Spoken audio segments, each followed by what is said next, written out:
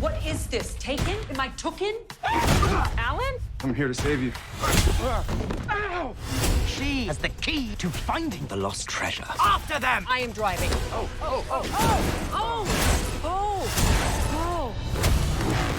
What is that? Just pick it and fling it. You pick it and fling it! Don't make that sound. Getting you out of here. Why are you so handsome? My dad was a weatherman. The Lost City, rated PG-13, now streaming on Paramount+. You smelling all this, Gary? Love that smell, KG. See, this is what retirement's all about. Slowing down, smelling stuff, like these. This smells like,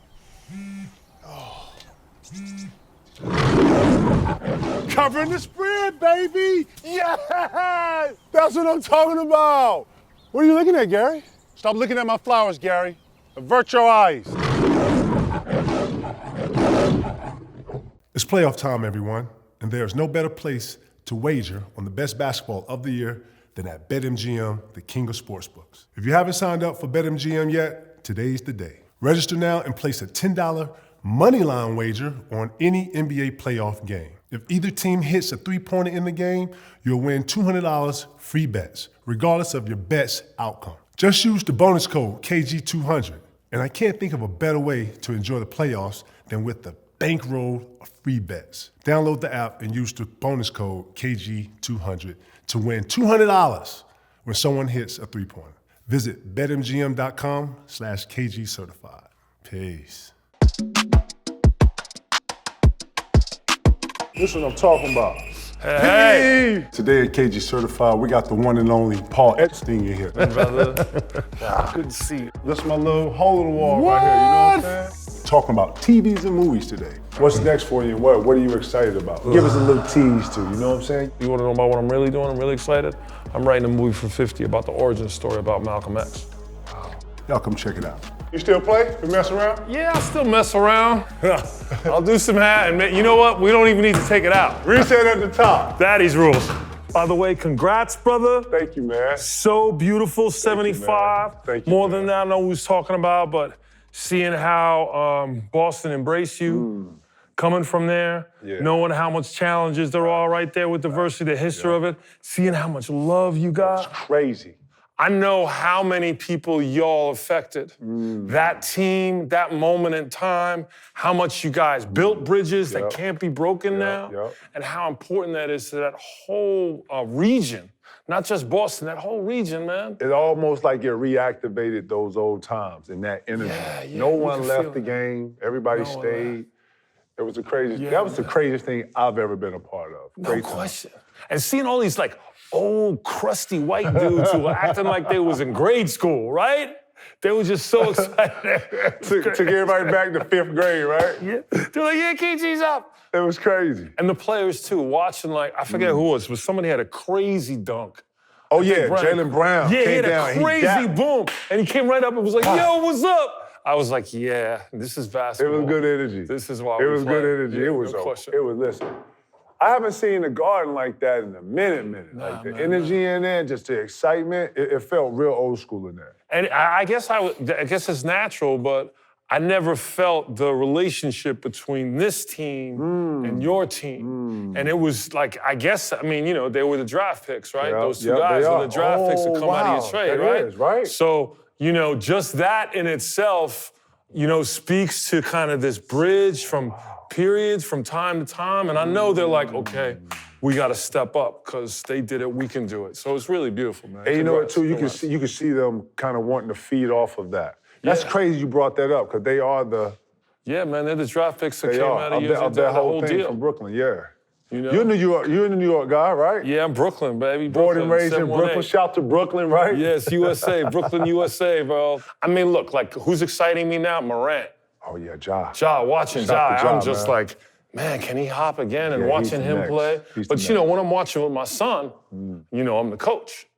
I'm like, you see, he moves around, you see how Steph never stops moving, you see how they feeling in that spot. You feel Ja, are you narrating it to him? So I'm pointing out, making sure he sees what he needs to do. I got you. If I'm watching my boys, I'm like, oh my God, shit, you see that dude pull up? Right. You know, and then I'm much more kind of just enjoying the game as a fan, and that's when I'm watching the guard play and anybody who's got hops. Oh, you love the ups of it? Yeah, because I lost my hops when I was in college. So I was just about to say, you played, right? Yeah. Take us through that, man. Where'd you play at? How old were you? I played in New York and Brooklyn, and I started out as, I started late, right? I was more, believe it or not, I played hockey first. Ice hockey and roller hockey. Okay. And then played football up until I was about 13 or 14. So you got the toughness first of sports, and then went into... And then went into basketball, and because, like, it took me a while to get my skills up, my whole thing was like, yo, you might have a better jump shot or more game, but you're not going by me. Oh, and okay, you so ain't you're a out-hustling me. defender. I was like, yo, I'm gonna out-rebound. And I kept that attitude, so I'm a nice guy now. Okay. But, you know, you didn't want to play against me. Fact. So let me ask you something. If we used to pick a persona in the league, were you more Charles Oakley? Oakley. Oh, okay. I was very much Oakley. Or so you're a deliberate... My attitude was Oakley. So you hard fouling, you intimidating. Yeah. I guarantee. I mean, I have gyms, of course, we all do growing up. Yeah. YMCA out here in LA was a big one. And outdoor courts, indoor. Outdoor as well, but I mean, I live in Venice now, so we out there balling all the time in Venice. But you know, indoor, the YMCA here, and then sports arena. And I don't know if they're probably all still up, but there were plenty of dudes who were like, oh shit, here comes Paul. I better pick him because I don't want him. I don't have to play against that brother again. I was like that. I would make you. My whole joy was taking your heart. Oh wow. I would take your heart, play, and I also was like, give me the ball from. I don't care about the first 5 points. If you're playing 11, give me the ball 7 and up. That's what I want to rock.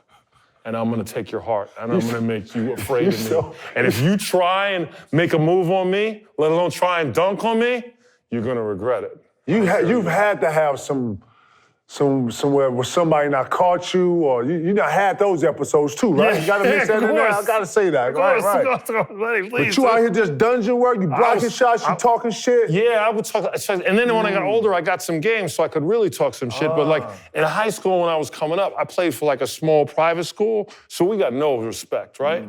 No respect from freshman year, right, on. And so I started like we got respect. And then my junior year in the summertime, I made this big team called Riverside Church in New York, right? Gauchos and Riverside, when I came up, was always the two That was it. The Gauchos, I didn't get on, but I made on the Riverside time, and that was Manhattan. So I would always be coming back to Brooklyn and be like, yeah, you motherfuckers slept on me. But more than that, my team was Kenny Smith was point guard. Oh, wow. Chris Mullen on the side. Ed Pickney. I don't know if you remember Ed Pickney. Was a big man. Ed Pickney, hell you yeah. Remember him? The Providence, hell yeah. Yeah, exactly. Ed Pickney was nice. He was nice. And that was Holcomb Rucker, West 4th Street, all that. Nice. And we won. And so I rode the bench most of the time, but the team was so good, I actually got some run, right? And here's what's crazy I also learned. Like the best player on the team was this point guard named Turtle. And Turtle was from Harlem, and he was a turtle, except when he was on the court. He was the fastest brother I've ever seen move, right? What was his style? Pearl Washington, Kenny Anderson? He had his own style. He was New York. He was one of the New York guards. Oh, he was very New York. He was real New York, and like went to public school. So his game was kind of Kyrie. He was kind of like old man game. He was changing speeds, crossing over. Changing speed, crossover. Real high off on the backboard, like a lot of this. First dude I ever see who like would go up against big back and look at them and shoot like that, looking away. He was deadly. Deadly. Yeah, man. Schooled a lot of guys I know who I'm sure went on to D1 and college and pro careers. I don't know what happened to the brother, but he disappeared somewhere. Classic New York though. New York got like a ton of them guys. Yeah, right? man. Yeah. There's so many of them. I remember I played with a kid named Booger. That was in the street. No bullshit. Real thorough too, and they know him. This kid named Bug. Yeah, little stick-up kid. Nobody knew he was a stick-up kid because he was always masked up, right? right. But man, was he nice. Yeah, I mean, there's so many cats out in New York, all over the country too. Yeah. But the biggest moment, and this was this summer, I just remember playing at the Holcomb Rucker tournament, right? And this was in the park in Harlem on 144th Street. Yeah. And you walk up there and it was another world, man. Yeah. It was before there was super sports hype for high school basketball, before it was crazy and agents were all over everybody. The commercialized part of it, Yeah, the commercialized part hadn't quite hit. When the hood was still the hood. Yeah, it was, I'm talking early 80s, right? So you go up there and first of all, it would just be like a party. It's packed. It's packed.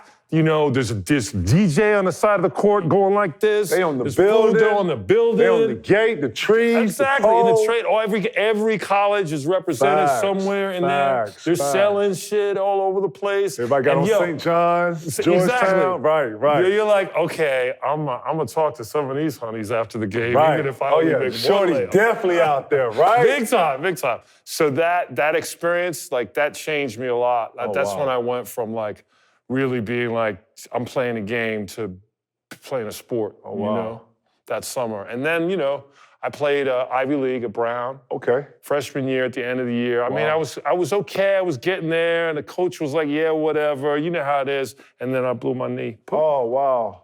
Really? And I went from like having hops to having knobs. Yeah, so you had to create that old man game after that. Yeah, I had to rework it. So from then on, I was like, okay, I can move sideways. I'm a buff up, and that actually gave me a jump. That's when I was like, I better get a jump shot, because I ain't gonna be able to go by anybody and dunk on them anymore. So, Dang. So you say in college you kind of lost your hoop dream a little bit? Oh, definitely. But man. it also prepared you to go into writing and creative writing, right? Well, where I was blessed, and truly I was blessed by this, is that my sophomore year, you know, I went to a school where it was like, okay, you're gonna either be a jock, a lawyer, or, you know, master of the universe on Wall Street. Like, that's where you going, Paulie. And that's what I was always shaped for, right? And so when my knee blew out, it made me go, okay, I ain't even gonna be able to play in Europe, right? I ain't gonna get no run, it's done. I might be, you know, it's before they had really good ACL surgery. Everything's trial. You know, it takes forever. So at school, there was one really, really amazing director, a woman named Santina Goodman, who was kind of the star director at the school, and she wanted to do this play called Short Eyes. I don't know if you know Miguel Pinheiro play. Oh, wow. And so Miguel Pinheiro was brilliant playwright, New York playwright, Puerto Rican, big heroin addict, but every time he got busted, he'd go inside and he'd write a brilliant play. Oh, wow. And then he'd come out, they do the play, get him all much money, get high again, and fuck around. One big cycle. Yeah, one big cycle. She took this play, and she was like, I'm gonna do this at Brown University in Rhode Island, right? And everybody was like, wait, you're gonna do this at Brown? Like, where are you gonna, you know, there's no black people in the theater program, right? Let alone any Latinos. So my girl Santina was like, don't worry, I got it. Because she used to hang out. And so she knew all of us. She knew the cliques of jocks and funky dudes who were actually having big fun at Brown, taking care of grades, but still, you know, running things as brothers tend to do when they got opportunity, right? And so she somehow talked me and a bunch of my guys into doing it, right? And it ended up being me, 2 football players, another basketball player, and I forget, 2 other jocks who were there, and then like the best male actor in the school, and John Kennedy Jr., who's also one of the best actors in the school. And we're doing this play where we're like cursing and I mean, it was raw, right? It's a real story of what it's like to be in Max. And what was interesting is that she figured out that acting and athletes use the same juice. She figured that out, and so what she did was, instead of having practice, like rehearsals, we had practices. It felt like I was going to practice every day. We warm up, physical stuff. The stuff she'd had us do were very competitive, because that's the environment you're trying to create inside, right? Raises the level. And raises the level. And so my first experience, which is still my best play, the best thing I've ever done has been Short Eyes, even going back to all the stuff that I've done over the last 40 years, right? Because of the rawness, Paul, why was it the best, would you say? You know, because we got it. Oh, wow. We just got what that was. And anybody who walks, and they knew it too. They held us over, there was a big press, it was a big deal, right? And so I had my very first experience in the arts, in the performance arts. You know, I'm like, this is the best ever. I'm doing an amazing play, and you know, with all my boys, and you know, everybody's keying in, because John's in the show. And, you know, it's just amazing, right? And so it kind of made me go, well, I can't ball. Maybe I don't want to go to law school. And then that summer I worked in like a law firm, and I was like, I don't want to do this, man, please. Like, this definitely ain't it. Oh, wow. And so that just led me to kind of go, all right, I'm gonna shift over more into the arts, more into writing, more into performance, more into theater, which is a big thing, because theater, once again, theater and the gym, it's the same space. Wow. You know, it literally feels like the same space. Repetition. Yeah, you just in practice, confidence, man. confidence, building confidence. Discovering the moment, seeing where your weakness is, finding what your shot is, finding what your rhythm is, finding what the pace, technique, and then teamwork. Flow. Right? You gotta live off someone's energy when you're acting. When the shit is really, really happening on stage or on screen, it's because you connected. You connected with another fool, right? And that's what acting is about when you're really, really in the moment. So it was. I think that a lot of athletes are able to make the transition into acting because of that, because there's a lot of similarities to the process and to what that organic fuel is that you step with, right? Right. Would you say also in that same connection, sports prepares you for connecting?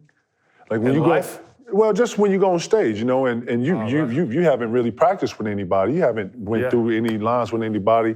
Yeah. But just like when you come to the gym and you see the kid with the funky socks, or you know how you come to the gym and you come to the park and you start like generalizing everybody. It's always the white kid with the floppy socks who look like he can't play. Then he get out here, he like, God damn, sticking white, straight crazy, right. Then he dunk on somebody, like, oh shit. You know what I'm saying? Or he got shaggy hair, right? We all got that, right? Yeah. Is it the same? Could you say sports prepared you for the moment of coming in here, unfamiliarity with people, and being able to still kind of, because you really got to take yourself or step back a little bit to connect. You know what I'm saying? Would you say sports actually helped you for that whole process or something like that? I mean, it's so funny you mention, because I see this with my sons right now who are just beginning the journey, right? Your ability to listen and observe is something that becomes more and more key as you become an athlete, right? You're listening to the game, you're getting in the flow. And getting that technique, getting that muscle, working that muscle of listening, of being patient enough to listen, gives, that's something that's in sports. You gotta know you gotta know your role. Right? Sometimes that means you passing.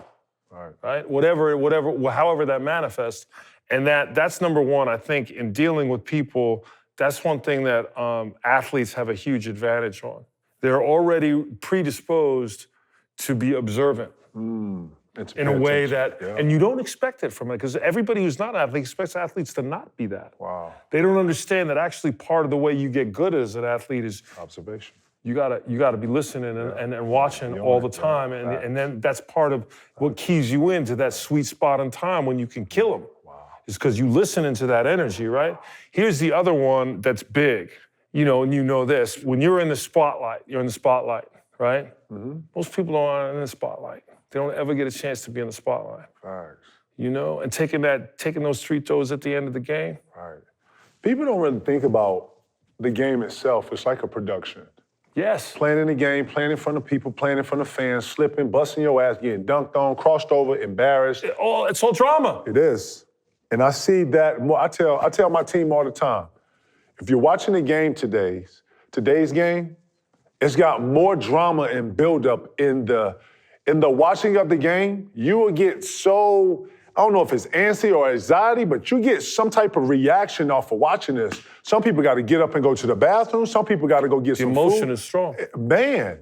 And that comparison between, I don't want to say production, but it's theater. A real production there. Yeah, no question. It's theater. And you think about it, what I was saying, like I come out, when I lost my knees, I was like, I'm gonna be the scary dude. Right. Like, you're gonna hate me? So what I choose to be, the role that I chose to play every time I go on the court is the villain. It's the easiest. Exactly. Facts. That's the archetype that I'm jumping into. Facts. I'm not playing the ingenue. I ain't playing the hero. Right. I ain't playing the mentor, right? I'm playing the bad guy. And so, I think as athletes also, we take on unconscious roles that fit our own personality.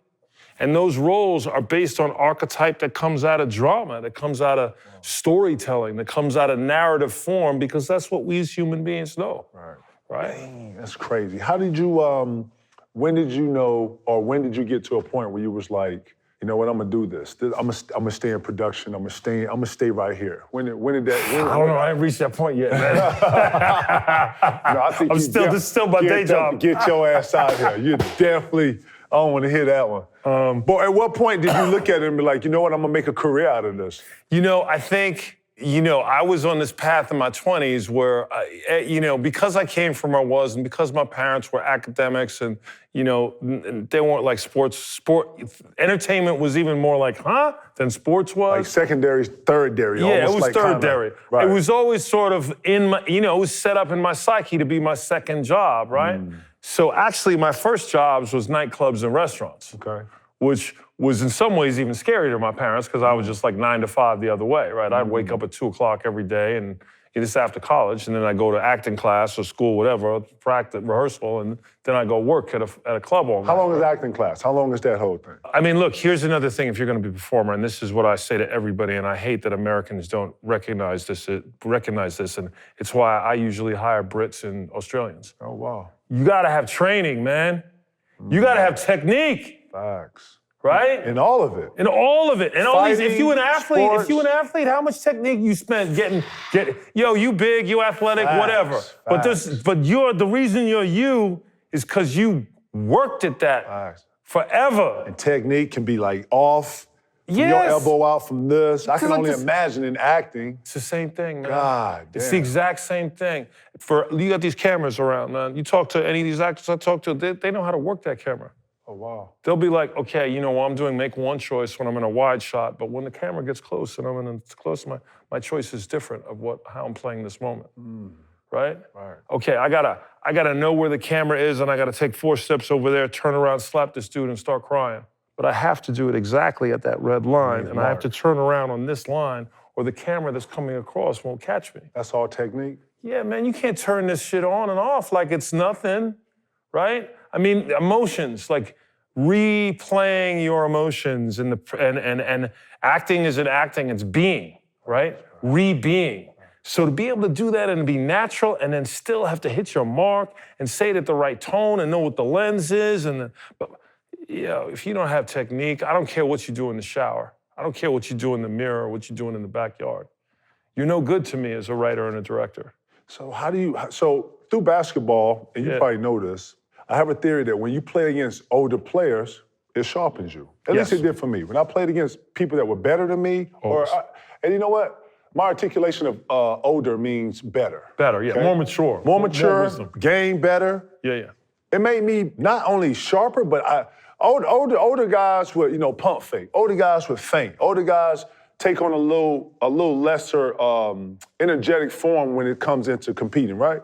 Right. I want to know, is that the same kind of, is it very parallel to when you go into acting and you're dealing with an experienced person and you're being able to, I always have the idea that steel sharpens steel. And imagine in this scenario, Greg Norman playing with a young Tiger Woods. Right. And Greg Norman sees it. But then there's another element of mental that goes into this that Tiger's not even probably aware of as a little kid. And he just, you know, when you're young, you're going for it. You don't really have that mentality to critique things or whatever. I guess what I'm getting at is, are those same things that I'm speaking on in sports when it comes to an older or a better player? Right. Are those same things applying to when you have a better, or would you consider a more experienced actor or a better actor or actress in front of you and you're working with someone? Are those things sharpening you as you're going through? Are those things parallel? You know, it's so interesting that you say that, KG, because now you're getting into the real minutia and nuance of like, I guess, what the flow is. Mm-hmm. And here's where I think the differences come up, right? So when you're an athlete, you're in competition, right? Mm-hmm. You're playing against someone else. Mm-hmm. So not only are you going to have an enemy, so to speak, right? But you have teammates, you have people who are with you, right? And they're there, well, whatever it is, it's all about support, right? Yeah. That, in acting, whether it's theater or film, you know, that's subjective, right? So I would say generally the answer is hell yes. Like on my show now, Godfather of Harlem, right? Dudes show up ready because they get to act with Forrest Whitaker or Vinny D'Onofrio. Like everybody's like, yo, I gotta have my boots laced. I'm going on set with Forrest. I'm getting my sleep tonight, right? I know my lines, right? Wow. And then the actors themselves, like Forrest, like Vinny, they're such beautiful men, right? That they're gonna help that young actor. As soon as they see that, at what you're talking about, they're like, yeah, okay, yeah. And so what's beautiful for me is I got 4 directors on my set, not just the guy behind the camera. I got genius Vince D'Onofrio teacher helping every actor. I got the Buddha, Forrest Whitaker, being like, yeah, baby, that's great. Let's do that again, guys. And they're right there for it, right? So that's when you get to raise your game as a talent, because you're working together. But sometimes you go to sets and you like a newbie, and that person that's in Forrest's place is like, why are you sending me a sucker? And it's a nightmare. And I've been there too, man. That ain't pretty.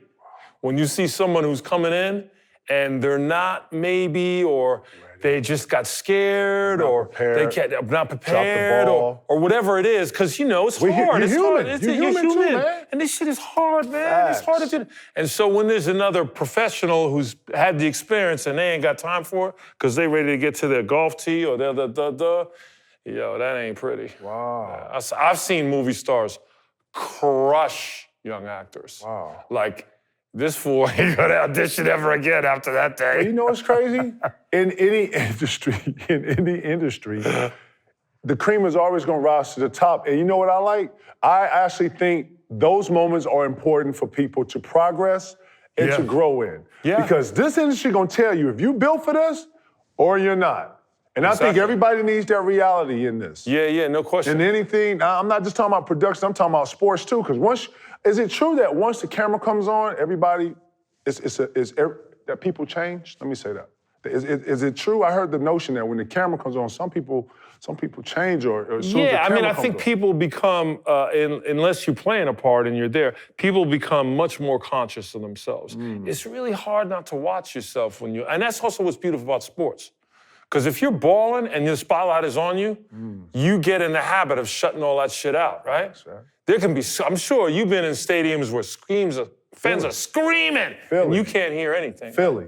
Right? All you hear is your dude yelling at you. I can see him, but I can't hear him. You can't hear anything, right? So, you know, that's an acquired skill or habit that happens that's really hard for actors to take on. But that's also why I think athletes many times have advantages to get into acting, particularly when they go on stage. The focus. Because they can focus and know that they have to try and do their thing, and they're not blown away by the 1,500 people who are now watching. Or the clapping. Or the clapping, or the ooh, or the it doesn't distract them. They're still, right? I mean, that actually helped me a lot. Oh, wow. When I was acting on stage, I'd be like, when I got to the place where I was on Broadway and doing real shit, I would be like, man, I got them. I'd be like, you can never do this really in sports that well, because then you lose it, or I can't do that when I'm writing. But I'd be on stage and I'd be like, doing my lines, thinking about the restaurant, I'm taking that sweet girl in the front row who I got in the palm of my hand right now. I'm like, yeah, we going to the spot after this. Dropping it, right? That ability to have multiple thoughts going on, I don't think I could have that as quickly or as easy as I did if I hadn't spent a lot of time playing sports where you are habitually into just, I'm gonna focus on the game. I'm gonna focus on making this shot. I'm gonna focus on stopping this dude and really, really having that degree of focus that comes out of athletics that's natural for us. That's crazy. You know, it's crazy, but it's a real human thing because even now, like all these cameras right here, you can't help but not notice them, right? Facts. That's gonna adjust the way you think about yourself for just a second, right? So when you're performing, just like when you're balling, your first key is don't watch yourself. So it sounds like in that moment right there, you're in a zone. You're in like a real zone. No different from when you come down, you make a stop, or you come back down, and who made the stop gets the dunk. It's that controlling of the referees reacting to you, the opposing coach, the controlling of the room. Yeah, man. It's really, really simple. I mean, there's times when I played ball and I'm bringing it up, I'm like, I know this dude can't stop me. I'm gonna score. Wow. And just like everything gets quiet, right? Yeah. And you're just in that. And there's moments in that I've found in performance where you can have a similar, not as much in sports, not as much, because you're so much tied to your technique when you're acting. Yeah. You're blocking, what you're thinking about, the emotion, all your homework and stuff, where you're much freer when you're doing sports, right? Yeah. So you're kind of locked in. Here's what's funny. Then I started writing, and as soon as I do that with writing, it's the worst thing you can do. Why?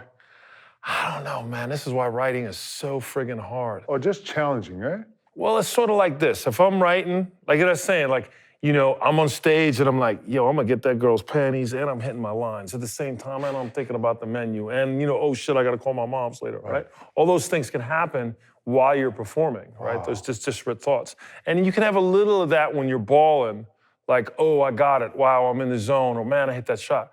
But when I'm writing and I'm like, man, this is sick, and I'm like letting the flow happen and I can feel it coming out and I know as soon as I go, man, that was a good scene, cut it off. Oh. I just cut off the flow, completely gone. I gotta go back to the beginning now and try and get that flow momentum started. Being conscious of the connection to flow when you're writing destroys it. Wow. It's really deep. It's the only craft I've ever been in. I can do it when I'm directing, when I'm talking in a room, or here in person. But when I'm writing, man, if I think about the writing and I'm watching myself or observant about what I just did, I ain't talking about, is this a good line or is this right? I'm talking about like, yeah, man, I'm in it. Man, I wrote the shit out of that scene. Or this dude this is it. Boom. You're done. Dang. You're just like, oh, really? You wanted that? You wanted to observe that connection to God? Wow. Well, God is like, you got to observe God. I gotta ask you, man, how do you even come out of that? How do you recover? When you hit something like that? Matter of fact, the first time that even happened to you, how'd you even come out of that? Like on top, you had to what? Go back, kind of take the time of what you did to go into it.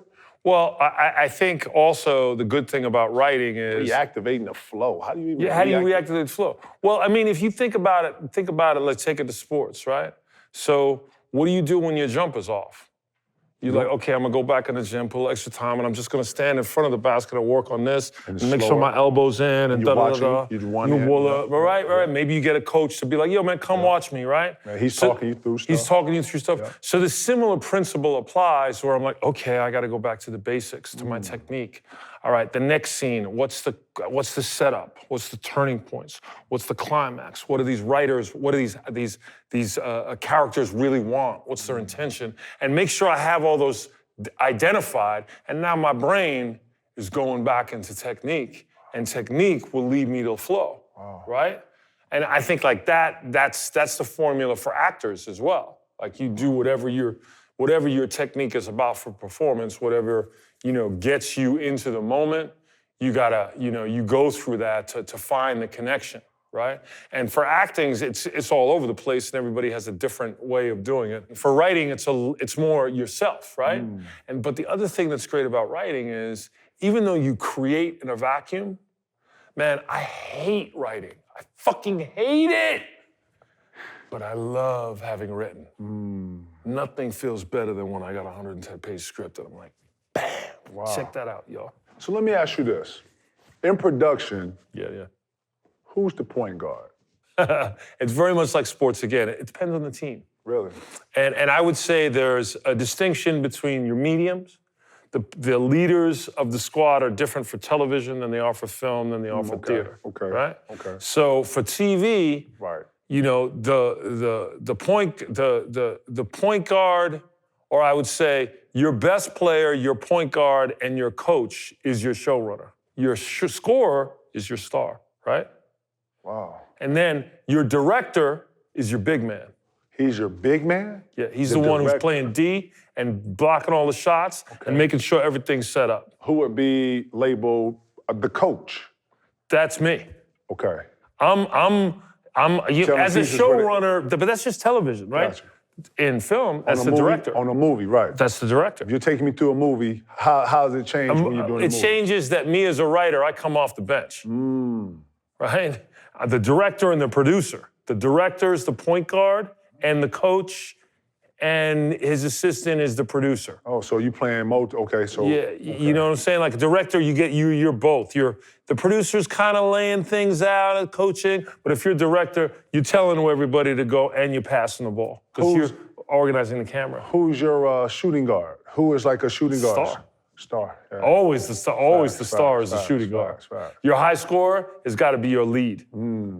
Forrest has got to get 25 every episode, or we ain't winning. 30. He's got to get exactly. He's taking all the shots? Well, no, none of my shows are ensembles, so he's got to hit 25. Malcolm X, Nigel's got to hit 20. Vinny D'Onofrio's got to hit 20 or at least get some rebounds. You know what I'm saying? Like, I have more of even though I got stars on my show, I'm blessed with this real ensemble, multiple storyline thing going on. So, yeah, so that's what I mean. It kind of depends on what team it is. I've always wondered that. I gotta ask you this, man. How'd you get into Hoodlum, man? Tell us about, I know for everybody, one of my favorite movies of all time is Hoodlum, man. How'd you become so a part this of is, all right, give me a minute. You can give me a minute, right? Because it's a crazy story. Listen, we got as much time as you got. All right, so I'll give you the whole play-by-play. I've told it in little tidbits before. But so I grew up in New York and a lot of relatives in Harlem. And when I was growing up, my grandmother used to tell me stories about Bumpy. Bumpy Johnson, right? And if you're from New York and that generation, he's a known factor. He's definitely a legend, an iconic Robin Hood figure, basically. The Godfather of Harlem, as the show is, right? And he put my grandmother through college in the 50s, right? He paid for college, which single mom at the time, he took care of her. I don't know, maybe grandma, Bumpy got a little bit, but I don't want to go there, right? Because I know my grandma was fly back in the day.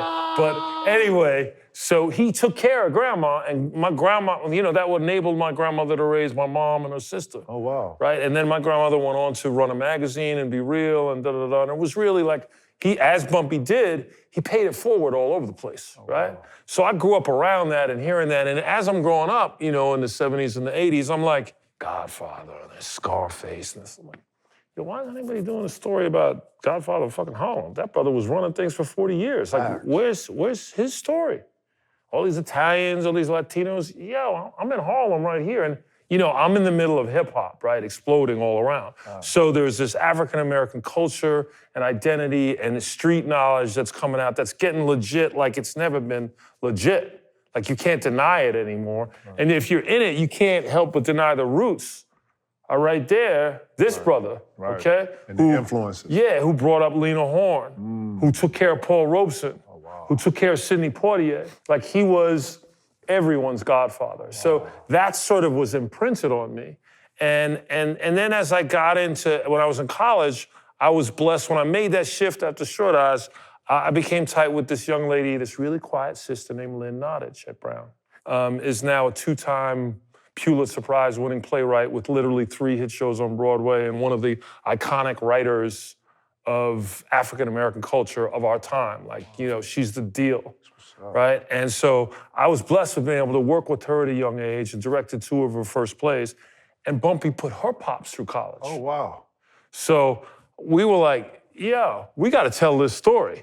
So after we got out of college, I started kicking it with her. We walk around, we did all these interviews. We met so many interesting people. We interviewed Mamie, his wife. We interviewed Lena Horne. We interviewed a lot of the dudes who worked for him. And we were young, we were young little knuckleheads. We didn't even know what we was doing. We just knew this was some cool shit, right? And so, as time went on, and I'm 6-7 years into trying to do this by then, right? Wow. And then, and of course, the whole time, and I'm pitching. I'm still an actor, but I'm starting to get a little something. And so I'm getting into some rooms. Okay. Every time I'm pitching it to anybody, because I'll tell the story to anybody at this point. Everybody's like, yeah, it's great, Paul, but you ain't doing no black period piece. You ever heard of that? You ain't getting no money for that. Nobody's gonna do that. Except Lawrence Fish, right? Who I've known from back in the day. He's another Brooklyn brother. He's in the clubs all the time. Keys theaters, da-da-da-da-da. And every time, and I know him socially, we ain't tight, but I know him and we kick it. You see him, you say what up? Yeah, we say what up, we in the club, whatever. And so one time I'm like, Fit. And then he goes and he plays the role in the Coppola movie, the Cotton Club, right? Yeah. And so after that, I'm like, man, you know this story? Da-da-da. And I start talking to him and this weird thing happens. I say, man, let's go out, let me take you out to lunch, right? And so he's like, all right. And so I take him out, and I had just done a whole bunch of research at the Schomburg Library about Bumpy, and heard all these stories about how he didn't drink, he didn't smoke, he did no drugs. His only weakness was ice cream. When he was out, he would have an ice cream sundae almost every fucking day. Wow. Right? And I was like, oh my God, is that money for a gangster? I mean, I'm like, yes, what a character trait. So I go out with Fish, and we kick down and sit there, order a burger and fries, and he's like, I think I'll have an ice cream sundae. And I was like, come on, did he just say that?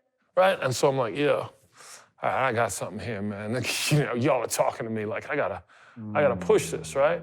And so I keep pushing it, and more people are like, no, no, no, no, no, no, no. Lynn goes off, her mom gets sick, she takes a job at Annecy. I'm like, yo, Lynn, you can't get the sheet. At that point, she's too much a playwright to write a screenplay, right?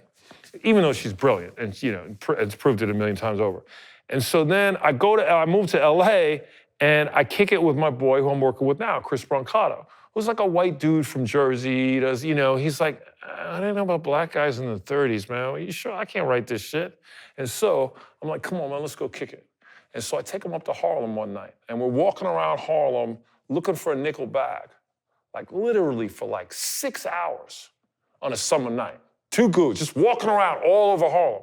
And the only reason, it's the 80s, so the only reason nobody jumps on us is because they think we're cops, right?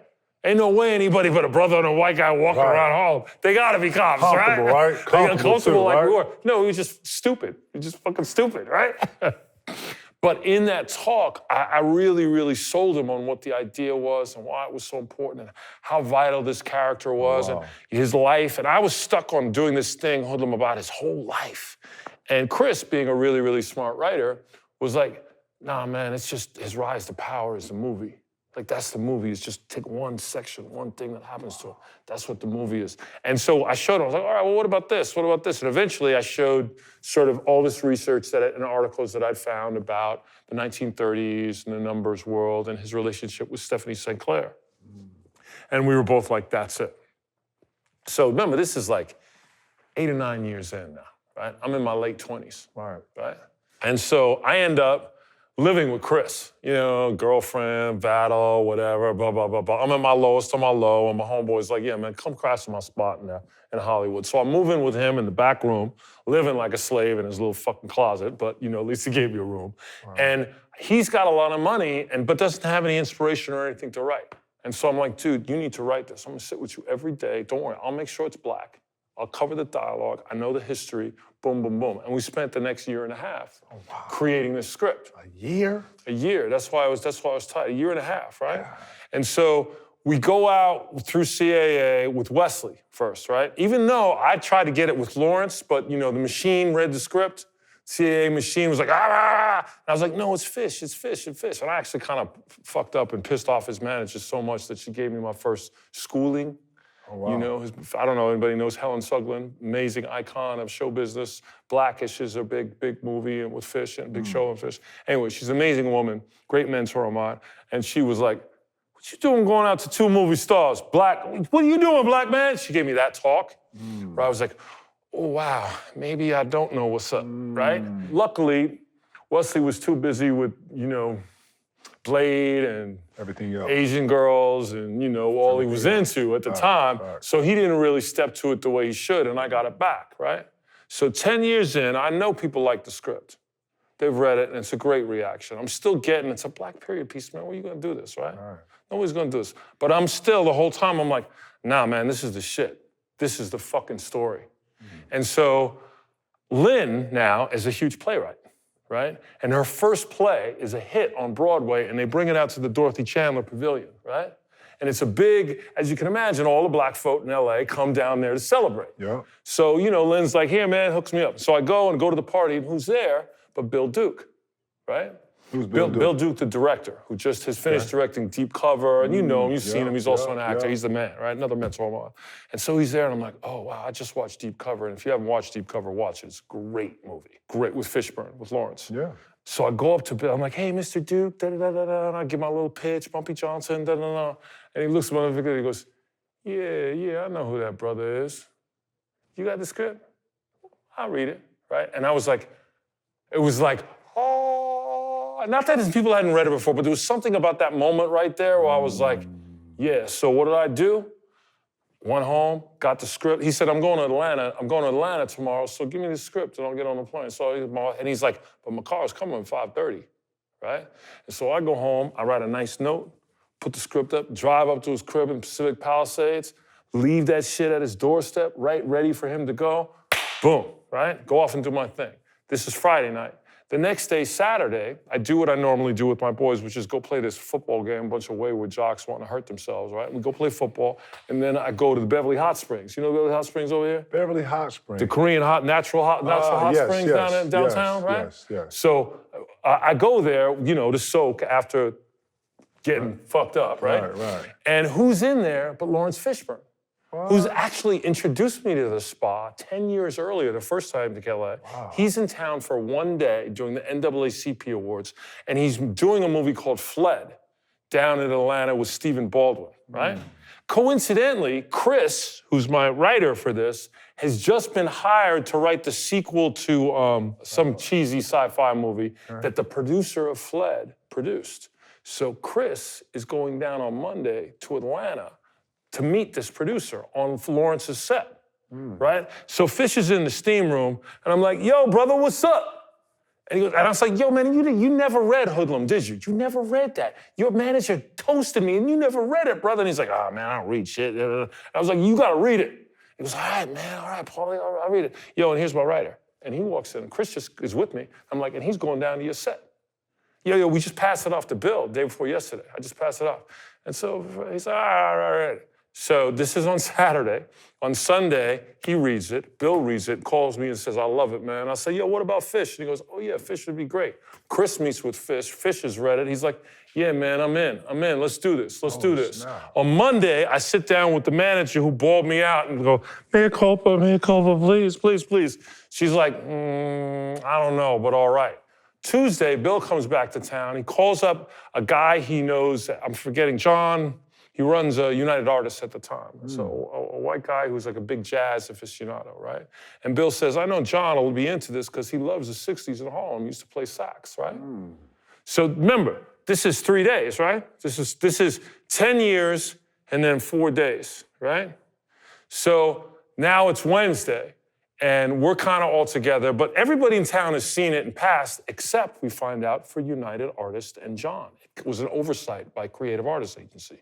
So we don't know this. On Wednesday afternoon, the Wachowskis walk into John, and they haven't delivered their script, and there's some bullshit. And John's like, man, I don't care what y'all do. I don't care how geniuses you are. Y'all are out, right? So he lets go of the $50 million project with the Wachowskis, not Matrix, by the way. And at the same time, we don't even know this, MGM UA is about to be sold for like gazillion dollars. Oh, wow. So they got this much money they got to spend by August. They got to spend it, right? So on Wednesday, the slot opens up. On Wednesday night, John gives Bill the script. He reads it on Thursday. He says, hell yeah, let's do this. You want Fish? Can y'all be ready to shoot in June? Wow. And so literally, after 10 years, it went from a dead script on a shelf to a green-lit $50 million movie with Lawrence Fishburne, Vanessa Williams, Cicely Tyson, boom, right? So, 10 years? 10 years, bro. 10 years and 1 week. It's an overnight success story. This is the secret to show business. Oh, wow. It's a long fucking line, and you're just on the line. When you're on the line, you gotta be doing things. You gotta be working your technique, because when you get to the end of the line and the door opens, what you gonna do when you walk through? Your turn. It's your turn. You got to get through that doorway ready, because on the other side of that doorway, it's just another line. Wow. You might be better food on that second line. Damn. Girls are better. You know, nice houses and cars, but you're still online. You're always online as an artist, right? You you'll rarely get to walk through the doorway, through the bardo. What you do, how you empower yourself to get ready for that, that's what Hoodlum taught me. I knew it was going to be a movie. There was never any doubt. When my grandmother was telling me the stories when I was 14 years old, I knew it was a movie. What was that set like? Dude, Chicago and New York. Where'd y'all shoot it at? Chicago. Really? Yeah, man, your hometown. You know, it's the only place that had the period Harlem look. You know, all the buildings from the fires, right? Yeah. So in the 30s, they built all these brownstones, and it looked a lot more like New York did back then. So you can imagine a young brother in Chicago making a movie with movie stars, please. How long y'all was on set? How long did it take to shoot? We shot, we was there for 9 months. Dang. We were shooting for 5 of those, but with prep and so on. Yeah, it was big. I mean, it's a big movie to do. There was a lot to do there. It's a big deal too. Yeah, the production, the period piece, we had the special effects that were new, and just, all these elements and great people. So once again, so blessed with so many talented people that we were able to just bring around on that show. That's a favorite. Hoodlum I mean, that was Queen Latifah's first movie. Really? Hoodlum? Yeah, Hoodlum. Wow.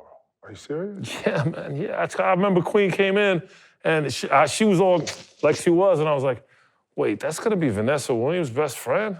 All right. And then she came out and they put on a dress and makeup, and I was like, whoa, she transformed. Wow, she's beautiful. Wow. Sweet. And Shout couldn't to believe it. She's cold too, yo. And she's still doing her thing too. Yeah, man, she's bad.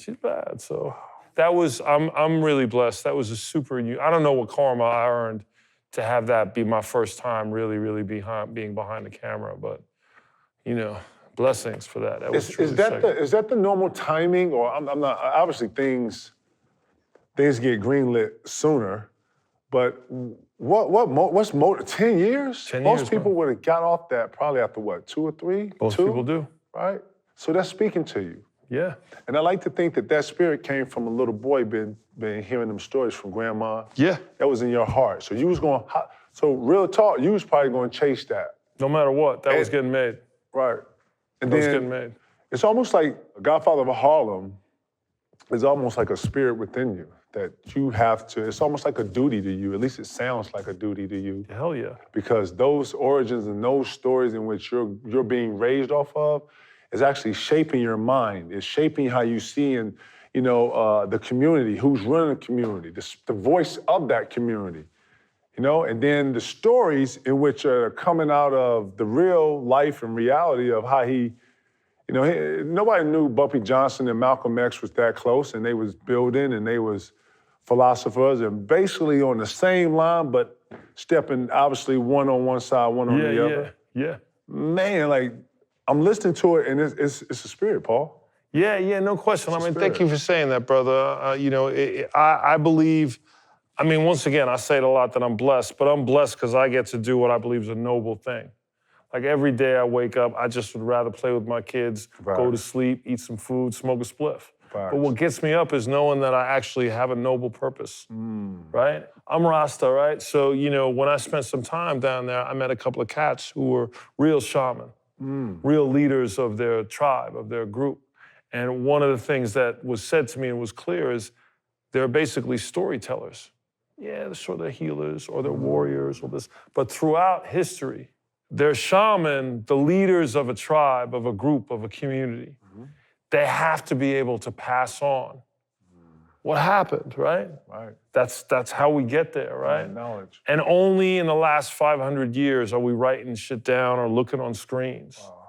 Before that, it was just people telling their stories, right? Wow. That's how you get history. Wow. And so for me, when I think about when I went, oh wow, I want to be a storyteller, it took a minute, but then I started going, okay, you're not just entertaining people. You're doing more than that. My job is to open up people's minds. So you're educating at this point. To have impact on people. I want people to change when they watch my shit. I want people to go, wow, I never thought of drugs, cocaine like that after watching Narcos. That was why we did it. Right. That's why it's good. It's because everybody, at least I only did the first year, but everybody in that first year was sort of like, yo, drugs were our war. We lost, homies. Right? And all it was great, because I'm talking about people older than me, younger than me, black, white, men, women, upper class. Everybody was unified on the fact that Medellin cartel hurt everybody here somehow. Facts. Touched everybody. Or impacted them. Yeah, impacted them in some way. I was going to key that up. Like, take me through Narcos days and how you got into Narcos. Well, Narcos was really through Chris, who was a big TV writer at the time. Right. And one of my favorite joints, by the way. I love Narcos. Yeah, it was so much fun. Man. And so, people have been trying to do that show, doing that story for a long time, before Narcos, right? Pablo Escobar, right? Nobody quite figured it out. And initially it was Eric Newman and crazy Jose Padilla, who had bought the rights to the book, the articles, and had gotten the rights to the DEA agents who we based the characters on, right? Right. So they went but those are movie guys, and so they went and they went and sold it at Netflix, and then Netflix or Gaumont, the studio, said, okay, we need some TV writers, and that they went they had seen my stuff, they'd seen Chris's stuff that was very much in alignment, and you know, just kind of the union happened, right? And so now we start working on it, and this is what was cool, is like back in the day at Netflix, it was like, we could actually be artists. They were like, yeah, man, you're all good. Go ahead, do your thing. It was that free? Yeah. I mean, and free, not free like, okay. I mean, free as in not controlling on who you were. I hear a lot of times big fashions can affect, if you don't have that certain persona or confidence, they'll shape your, no question. They'll take your ideas and shape it for their agenda. Right? That's usually what happens. That's what happens every day. That's why it's so hard to get anything done that's real. There's so many people and entities that have agendas about the story that you want to tell. And the way it looks, too. And the way it looks, the way it feels, what it's saying, how much you're saying, dude. It's crazy. Anyway, this particular situation, there was none of that. It was sort of like, you guys are good. We're going to let you tell the story. And in a weird way, that the greatest thing was just, here's what you're looking for success if you're doing TV or film. You're looking for when your creative vision is the same as the business vision. When whatever you coming up with fits into their brand or what they want, boom. And that kept on happening with Narcos like this, okay? So, you know, they financed Narcos because, you know, Netflix's business plan, particularly at that time, was territorial. So they already had Europe and America for subscription audience, and they were going after South America. And so what they do is they go down there, they sell subscriptions, and they always put together 1 or 2 shows that are from the region. I think they're doing that shit now in India, right? So they did South America, and so they get Pablo Escobar. He thinks that. They don't know, Ted Sarandos and City Island don't know that nobody cares about Pablo Escobar in South America anymore because there's already been so many soap operas and TV shows that they've done with it. But they're still like, okay, this is an obvious piece of intellectual property that makes sense. But when Chris and I go to them and say, hey, man, we got to do this all in Spanish because these fools didn't even speak English. Like, this ain't Scarface. We can't do any accents, man. We got to do this real, right? Anywhere else, right? HBO or Apple, anywhere these other places, they're like, subtitles? No, we're not doing that. Like any other subtitle show is bombed, right? But because it's Netflix and they want South America, they're like, having Spanish? Excellent, go do that shit, yeah. Or when crazy Jose Padilla says, hey man, we're gonna hire this guy named Wagner Moura from Brazil. Who's Portuguese, who don't even speak Spanish. It's not even Colombian. He's not even Colombian. He don't even speak Spanish, dude. Anywhere else, HBO, Apple, they're like, can you at least just take a meeting with Benicio? He's been dying to do the part for like 10 years. But because we need South America, and Wagner Moura, though nobody knows him here, he's the biggest movie star in Brazil. Oh, wow. And if you get Brazil, you got 33 million subscriptions right there, and that covers 70% of your nut. Wow. Once again, the business is like, Wagner Moura, excellent. They don't know the boy can go. And he gets the job and moves to Medellin, and immediately the day after starts learning Spanish and becoming Pablo. Before we even shoot, he spends the next 9 months learning Spanish and becoming Pablo Escobar, right in Pablo's hometown, right? Because that's the way he rolls. He's a genius, make no doubt. We don't even know. That boy is way genius, and no one's even noticed him except for Narcos. And I'm like, y'all don't know. You meet that dude on the street, he's a hippie, pot-smoking, like, you know, hippie. He ain't Pablo Escobar. He's as far from Pablo Escobar as any human could be. And he embodied that role with such perfection. But once again, we wouldn't have seen it if the business intention wasn't there, right? And so I continually learn from that, and I look at that and I go, oh, yeah, right. And then that put us in a position to do different things, right? You know, we had this crazy director, Jose Padilla, right? This crazy Brazilian dude who don't give a fuck about anything. You know, he's one of them Brazilian guys who's just like, I know we're shooting, but I have to go surf with my son. I'd be like, okay, but Jose, we're shooting today. No, we're not. We'll shoot tomorrow. Well, it's gonna cost about 200 grand. Yeah, that's okay. They'll pay for it, Paul. Don't worry. Okay, just say whatever. Like, he was like that. I swear to God, like all the time. Fucking rock star. He's such a rock star, and everybody, couldn't deal with them, and, he drove everybody crazy. Oh, wow. But he made a lot of these choices, right? From that upper level, you say, who's the quarterback, who's the point guard? Like Wagner, like the DP who shot our show. I don't think people notice one of the things about Narcos is what it looks like. Right. Everybody just feels it.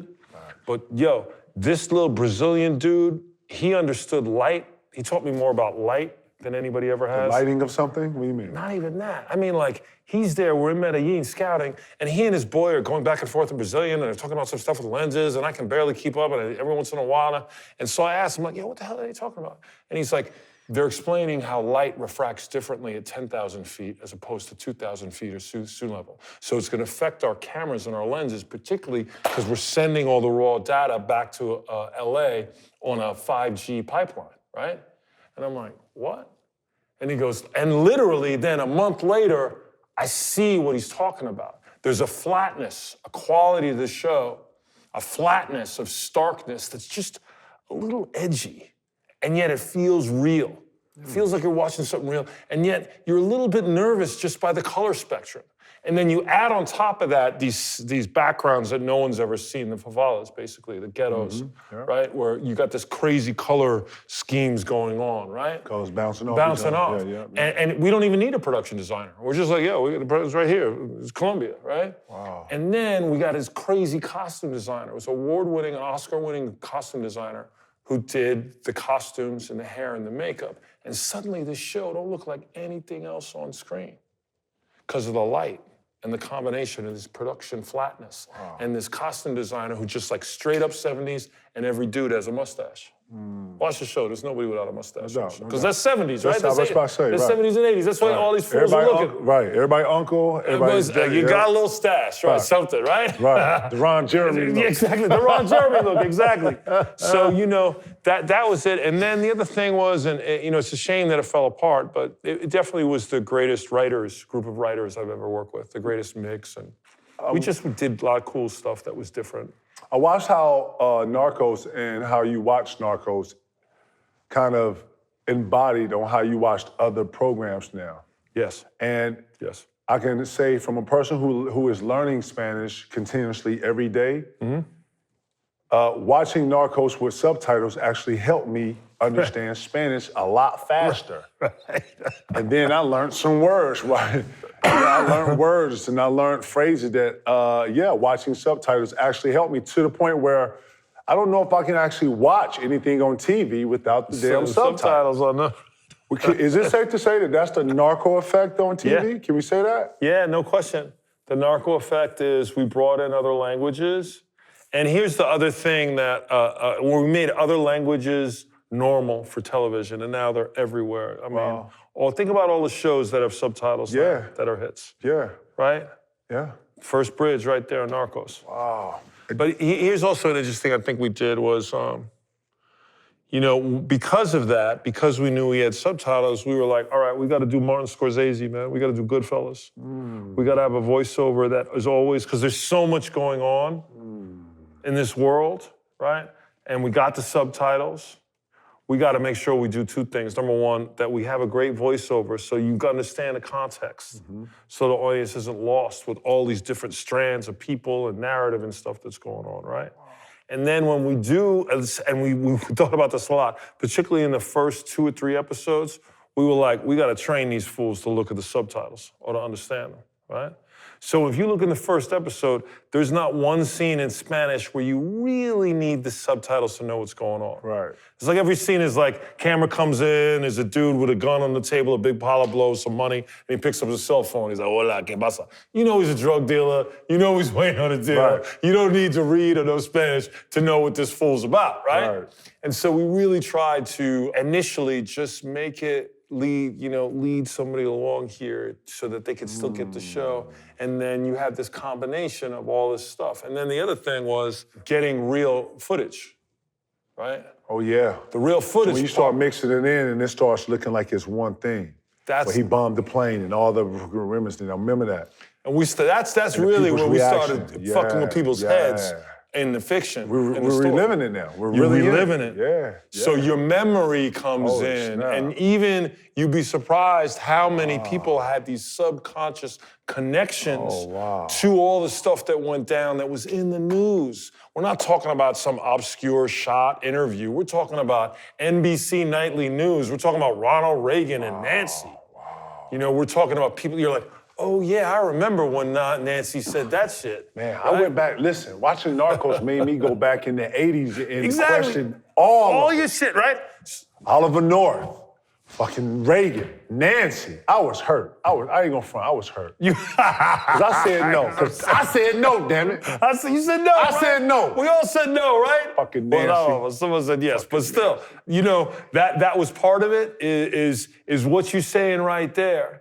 That was our motivation for doing. When I say every one of us writers and artists and actors and so on, we were doing this show with a little bit of a knowledge that, hey man, we had to make people, remember what the fuck happened. And I don't think people actually remember, real shit? Yeah. I don't think people actually know in detail what went on. They don't. And I like to think that Narcos, Gary Webb. Yeah. When all these stories come out, this is my next question. When did you find the ability to educate your viewer in the story that you was telling, or did that just naturally come about? Well, I mean, you know. Because I learned from that. I learned from the whole Narcos story, and then here comes American, what was the one Tom Cruise was in? When he would play he played the smuggler, American. He played Barry Seal. Barry Seal, yes.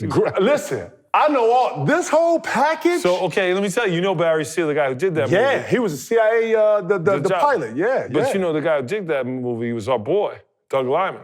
He did American, what was the name of it? It's called American something. Yeah. You know what I'm talking about. I totally know, I'm spacing on it, but I went to college with him, right? That director. And so he was really into Barry Seal the whole time. And Barry Seal, it's like a blink on the whole story. It's a whole blink, and he's an amazing story right there. Like, by the way, Tom Cruise was great. I give him to him. He killed that. He killed it. But that story, you know, the real Barry though. Seal was 300 pounds, right? And he was a football player. Yes.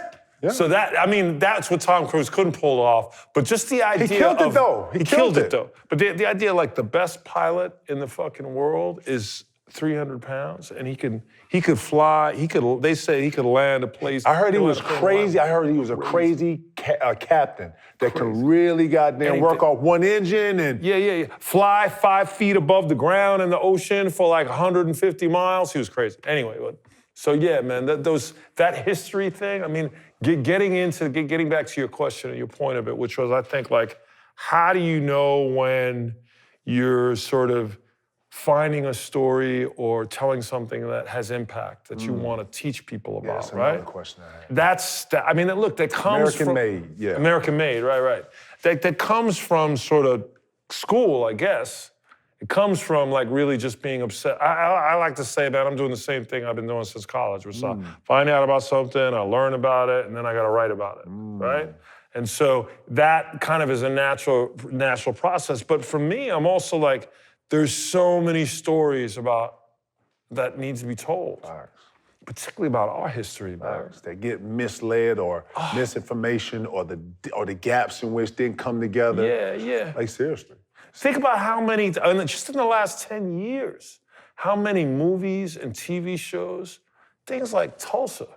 Nobody knows about Tulsa until it was in a goddamn HBO show that's a comic book, right? Like, nobody, that movies have exploded the horror of white suppression in this country. Entertainment has been the one thing that's been checking it for the last 100 years. That's the truth right there. If it wasn't for entertainment, I do not believe that the advancement of all people of color would have happened at all.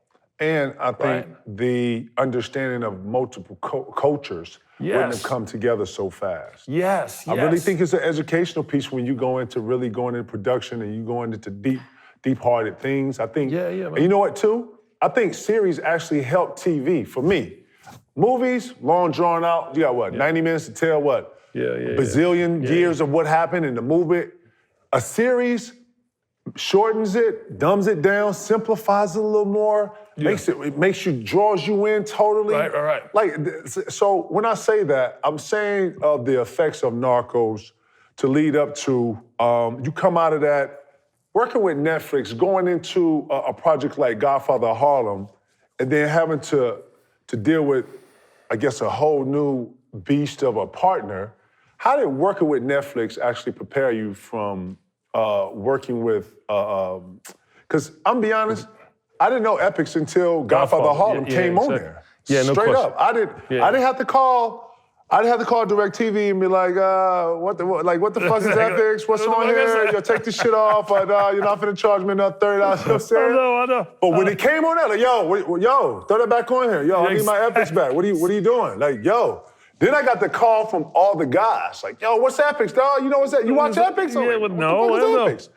But it gave, I'm going here, but I want to know, with working with Netflix, how did it help you going into a relationship with Epics?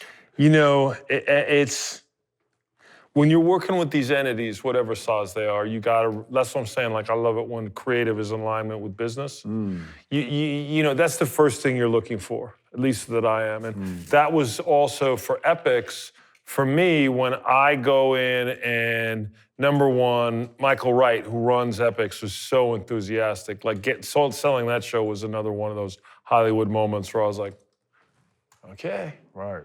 You know, because they don't get it, and they don't know. They don't These know. are great stories that come to these places, and it's don't. almost like finding gold. They don't know. They don't know most of the time. It's a leap of faith. But he knew.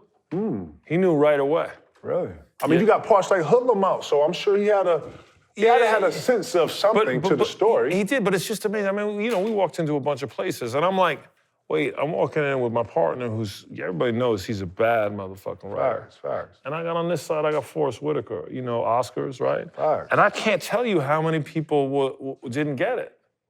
And I was just like, wow. It doesn't surprise me though, because you know what? A lot don't.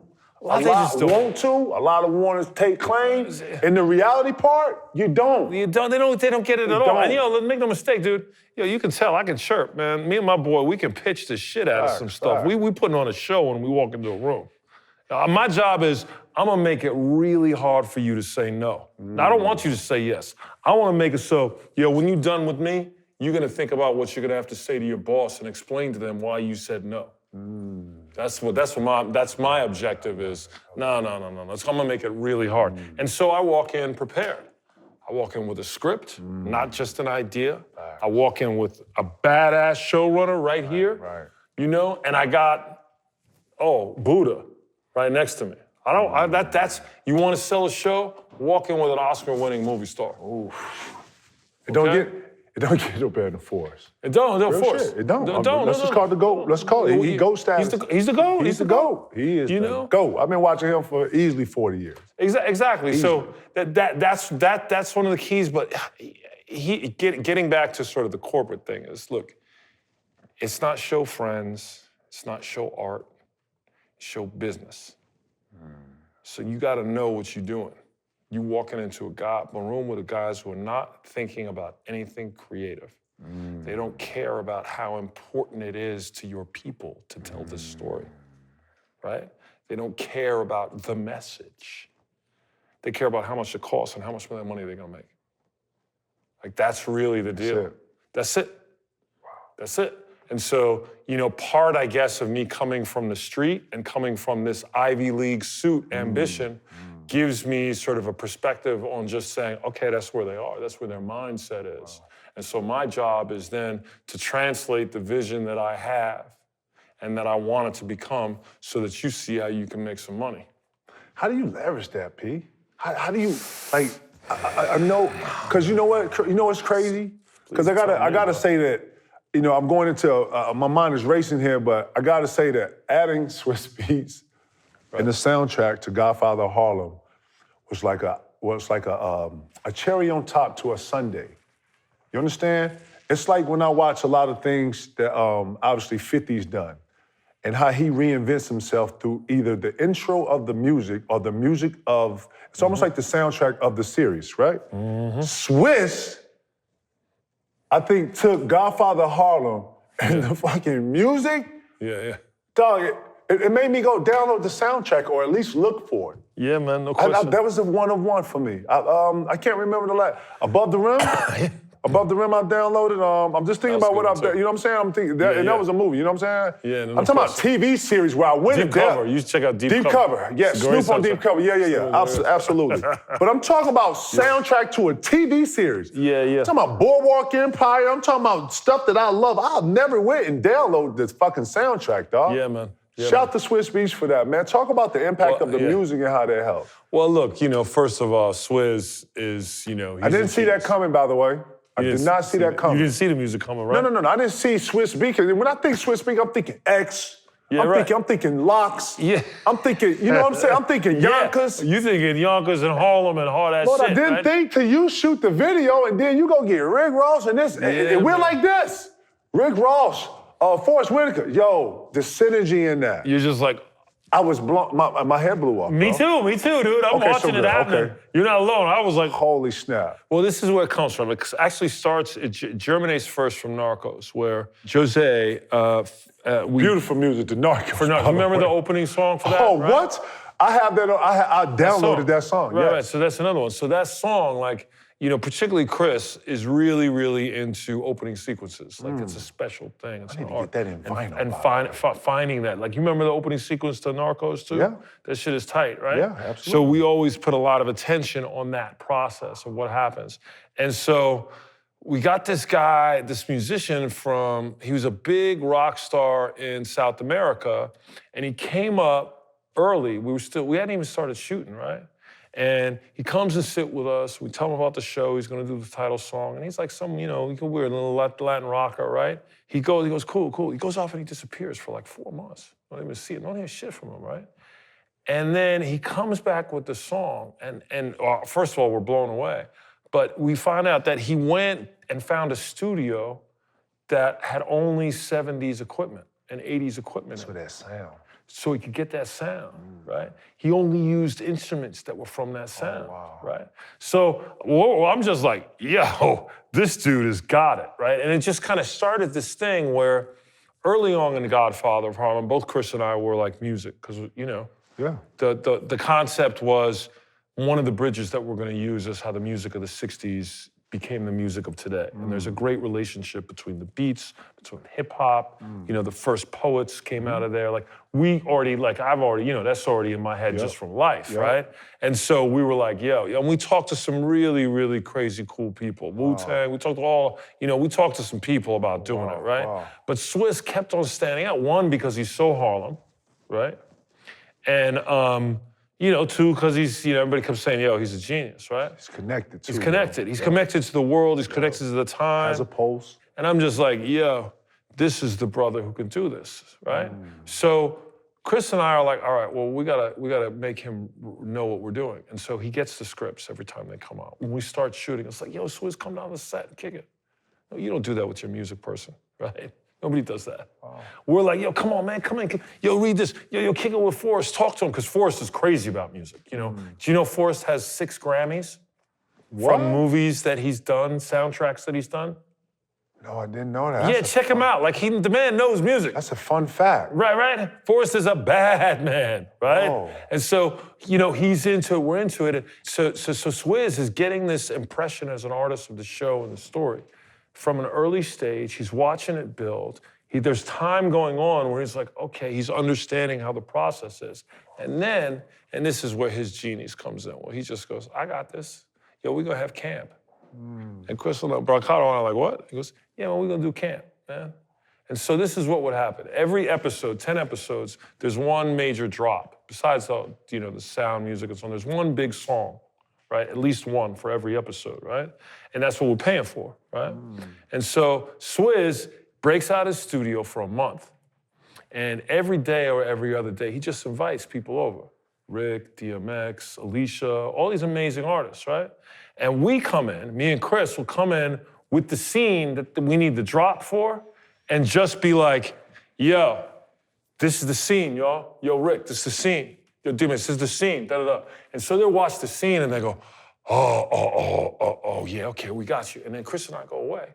We come back 8 hours later and they drop a track that's for the scene. We're not taking some music that's already been written in an album and saying, oh, I like that, let's put that in the movie. They are making the music for this, not even the show, for the scene. So what we're now doing is not just doing music for Godfather, we're making an album. We made that's why you want to download the whole album, because it's an album. And it was there. It was there. And I was like, holy shit, did y'all know it was a soundtrack for this thing? And my boy's like, nah, what?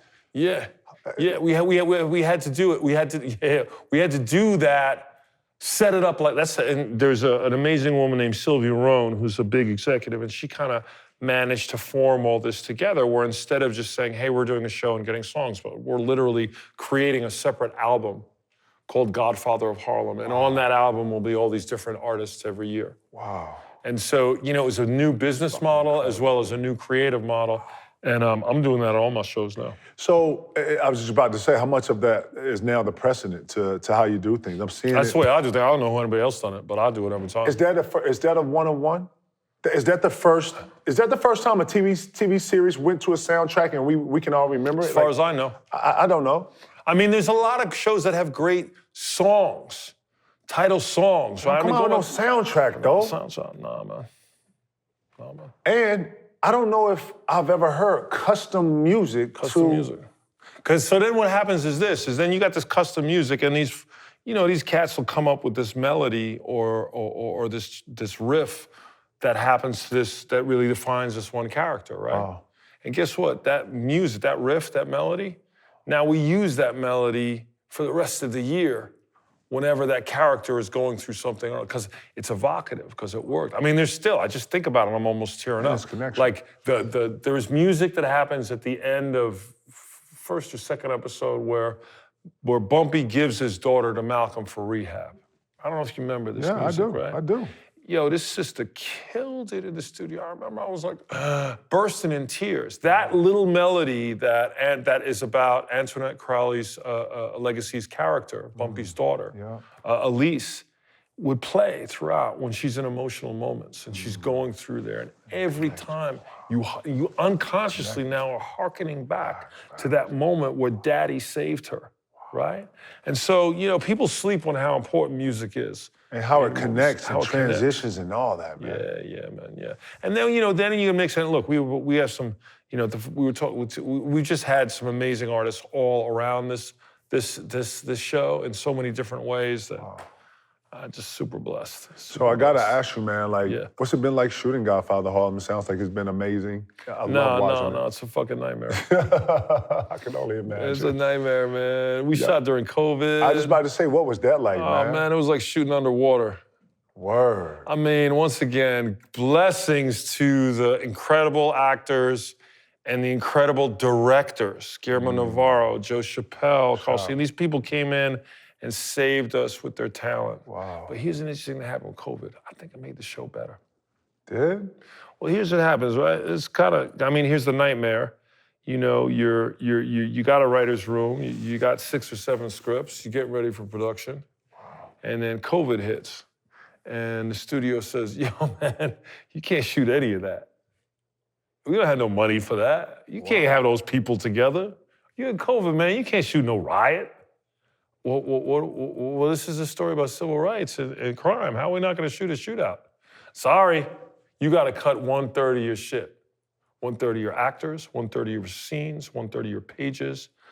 And we already have 6 scripts. So we're like, And this is the agenda across the whole industry. Yeah, this isn't like just y'all. Yeah, this is everybody. This is like, you got to do this. Now everybody's got to do this. You can't have actors. I'm like, well, wait. My show is it's about dudes shooting, bleeding, and having sex, right? I can't do any of that anymore because I can't even have them together. Oh, wow. Because they can't touch each other. They got to stand 10 feet away from each other. So this is a new brand of business almost. Everything. Holy shit. Everything is blown up, right? Wow. But what that kind of made us do is say, all right, well, we can't go outside. We can't do this crazy. Well, what do we have? We got great cast. All right, well, let's write plays. Let's start writing for our actors. And what I learned is, actually, particularly for second year, most people take their first year of the show and then it goes second year, they go, we're gonna go bigger. We're gonna have bigger stories, more explosions. And it's like, wait, you just introduced all these characters. Why don't you go inside? once you go in to find out who Malcolm X really is with his wife, because that's what people want to see, right? And you got credible actors. Yo, you got D'Onofrio and Sorvino and Palminteri. You want to do shootouts? Put them in a room. Let them argue. You got Giancarlo Esposito. You think you need a whole riot for him to do his thing? No, you just need him in a green screen, bro. Right? So what we started to do was go into who these characters were, really define them, really search into what makes them tick and makes them human. And I think in actuality, that's what everybody should do as they're exploring a story for the second time, is instead of going out, go in. Wow. And it was just, you know, one of those funny things where, yeah, it was a nightmare, man. Believe me, shitty in COVID. I'm not even gonna get into the stories as a producer. I get it. Because it's so, there's many times when I've been in the room with my staff, and I'm looking in the room, I'm sitting in the room with producers or writers, we're talking 300 years of experience between all of us. Right? Real motherfuckers, right? Wow. And stuff would happen, and we'd all be looking at each other going, has this ever happened to you? Wow. Well, it was one-on-one for everybody? Yeah, everybody's like my line producer, my main producer, Ray, he's like an old Irish New Yorker. He's been doing show business since the 60s, you know? Wow. He's like a dapper don in control of everything, knows everybody in the city, knows all the unions, knows everything like that. Right. He's seen it all, right? Boy walks in at the church every day, clean as a whistle, the boom, his suit, his hair, boom, boom, bad, right? And for the first time I remember sitting there in a production meeting, we had some issue, and I was like, I said, so Ray, man, we need a steady cam for this, man. We need somebody to walk around a steady cam. He goes, there's no steady cams. Well, all steady cams, guys? Well, this crew is down because of COVID. This one got passed, and you know, we can't. Well, get somebody else. It's New York City. There's no more steady cams operators in New York. This is our climax. We got to get them. Get one from Boston and Atlanta. There's no steady cam operators in Atlanta or Boston. What? There's no steady cam operator. I'm like, well, what? Well, go Canada. He said, yeah, we can't, because if you bring somebody in from Canada, they got to sit in isolation for a week, and they're going to miss the shoot dates. Well, what are we going to do? And he was like, I don't know, Paul. It's like the first time I've ever seen anybody like have no idea, just because of the obstacles around this pandemic.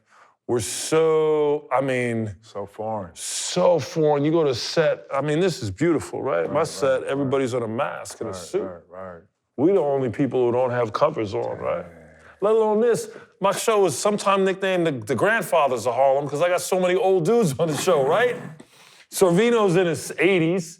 Chaz is 60. Really? Yeah, man, think about it. Godfathers, these people are old. Forrest is in his 60s. Dang. You know, everybody's old. So I'm like, man, if somebody dies on my set, I'm gonna really, somebody gets COVID and die, right? No. Like, that's that kind of talk, right? I'm like, no. And then it's like, okay, you killed Forrest Whitaker, dude. And then I'm like, oh my God, I killed the icon. No, I can't. So, there was that whole thing too. And just imagine that. You're like, okay, your wife had COVID last month and you got to act with her.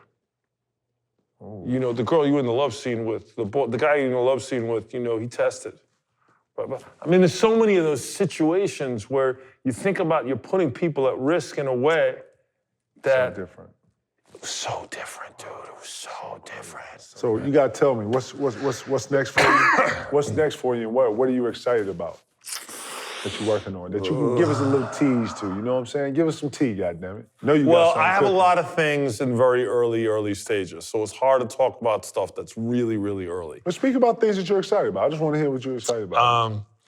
I'm really excited about telling a story that I'm working on that's about this interesting guy named Prince Pius. He is a brother from Africa who came up to the States and came from Africa as a poor guy off the docks. And through ingenuity, smarts, good looks, and major hustle, he kind of became this iconic royal figure in politics, as a celebrity with entertainment world. And the whole time he was just running these slightly imperfect but amazing scams, whether they were smuggling, bringing in emeralds and jewels with women. He was just a guy who everybody loved. And eventually he got busted, but they couldn't really get him. Wow. Through his own smarts, ingenuity, personability, he was able to beat the feds numerous times. Wow. And I become more and more obsessed with understanding the connection between African Americans and Africa. And really looking how that bridge has been ignored and built. And this character, although he's kind of like, as I say, he's kind of like a catch me if you can. He's not dark and heavy like Narcos or Godfather. This is a light, fun movie, or a light, fun series and story about a guy who just has a gift for gab and a gift for con. One of the things that I keep tying into about this, I keep coming back to, which is so interesting to me, is, resources from Africa and how they have, throughout history, just been snatched, right? And that actually we as Africans have a genetic connection to that resources being taken, right? And it's just made me examine many of the things in sort of Black American culture that really come and are connected through what's been taken from Africa. Oh, wow. We think about it in terms of slavery all the time, and how that, we as people of color have lost our historical connection to our roots, to our family, to our language, to our music, right? Oh, wow. At the same time, that's been going on. How many diamonds you see in the world, right? And how many brothers you see wearing those diamonds? Right. Because I started going like, well, why do Black men have to have so much bling, right? Maybe it's not what they need to be flashy. Maybe there's an element of reconnecting, reclaiming what's been, a connection to bringing back home what was taken, right? And that understanding that is also part of sort of the consciousness that we have as a mixed, diverse world, is this idea that things that are taken from the ground and gone somewhere else are always going to be called back, including a con man. And maybe it's the con man who teaches us that. So, that's a story that just, for me, is exciting because it's true. It has a great underdog flavor of beating the feds. He's a guy who you think is one thing, but is really another. And the story you think is one thing, but it's really a lot more than just a story about a criminal or a con man. So I'm really excited about doing that, obviously. That's going to be there's going to be a bunch of lessons in there. Oh, yeah, a bunch of lessons that come about through laughter. And like, what? So it's constantly moving? Constantly moving all over the world. Can't wait to see that shit. Yeah, man, that's going to be super fun. Yeah, man, that's going to be some real stuff. So, let's do some rapid fire. You want to do some rapid fire?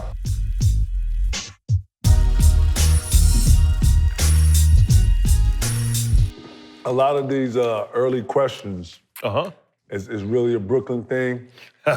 My favorite to always ask in the rapid fire is always churches or Popeyes. I always like to throw that in there. I mean, churches. I'm in New York, gotta be churches. Word. Popeyes is cool, but that's down south shit. Facts. I'm about to say, I grew up on churches. Two-piece in that little roll. Exactly. And, I like the little jalapeno. I'm a pepper guy, you know what I'm saying? But you see, like, I'm from Fort Greene, right? Right. So we didn't have Kentucky Fried Chicken. Right. We had Kansas chicken on the corner. Kansas? Yes. Kansas chicken? Kansas chicken on the corner. So that shit was KFC still, eh? Yes, it was. It was Kansas chicken on the corner. Is it gone? It's gone, man. You know what I'm saying? But that was me. I don't know how much chicken I actually ate out of that bad boy. Some of those were some other Kansas chicken out of New York, yo. In Brooklyn? In Brooklyn, man. Kansas. Kansas chicken. Yeah, they didn't have no Kentucky Fried in Fort Greene. They were too worried over there. Man, Fort Greene looked like a goddamn Central Park, man. Yeah, man. Central Park, I mean, Fort Greene is so different. I saw everybody walking their dogs, chihuahuas, feeding, planting plants, waterfalls, kumbayaing, yoga sessions. When you walk through Fort Greene, you see that. What are you thinking first? You know what I'm saying? Dude, I'm walking through Brooklyn now, and I see that, and nice little couples with their strollers, and I'm like, yo, man, when I was coming up, there were dudes who were gangsters and carried guns who were afraid to walk down this block. Wow. And now it's like, I mean, I live in Williamsburg when I'm there. That's gentrified. Williamsburg, when I was coming, if you weren't a Hasidic Jew, you wouldn't go over there because those Dominicans would fuck you up. Listen, the one regret I got in life is that I had somebody come to me like 10 years before Williamsburg. I'm talking about Williamsburg, you looked at it, you was like, what? Y'all remember this line that Jay-Z said where he was like, something, and I had a chance in Dumbo? Yeah. Now Dumbo, that's how I felt. Yeah, I know, I totally know what you mean. I had somebody come to me with a great Williamsburg idea and I couldn't see it. Check this. In '96, somebody came to me and showed me, meat packing. Took me to meat packing. I was like, what the fuck is this? I was like, yeah, this is when the mom comes down. I'm like, are we supposed to put $3 million where? It's like, yeah, this gonna be out. I was like, oh no, man, I can't. Where? Where's it gonna happen? It's like, you gotta use your vision. I couldn't. And listen, Elliot, shout to Elliot. He was talking fast. I was like, man, get your ass out of here. This gonna look like, where you gonna put the malls at? You gonna put shopping in here? There's only transvestite hookers walking on the street. And then right down the block, you had East Village right here. So I was like, man, I can't see this. Man, listen, 6 years, less than 5 years. We played the Knicks, should come back, and he took me, he said, yo, I got to show you something. Come here. We was in the car. And he was like, look, motherfucker, look. And he was looking at me like that. He was driving. He was driving like, yeah. You missed out. You fucked up. You fucked up. Money on the table. Listen. He tried to use that to go into Williamsburg and say the same thing, and I did the exact same thing. I went to Williamsburg, and it was crumble. I know. It was crumble everywhere. I was like, come on, man. So y'all, I said, I'm sorry, I could not see it, dog. Same shit. Less than 5 years come back, Williamsburg looked like, man, I couldn't even. It's out of hand, man. I couldn't even look at it. I was like, where am I? I walk around all the time in Brooklyn, and I'm just like, drop. And I'm shooting there all the time now. I still, this day I walk around, I'm like, wait. This is East New York, man. Yeah. Wait, this was like Vietnam when I was coming up, and now they got all the brownstones, and there's a coffee shop, and little girlies walking around with tattoos and produce stuff. Yeah, right, natural food columns. I'm like, what is this? What the hell is going on up here in Brooklyn? Yeah, that's it.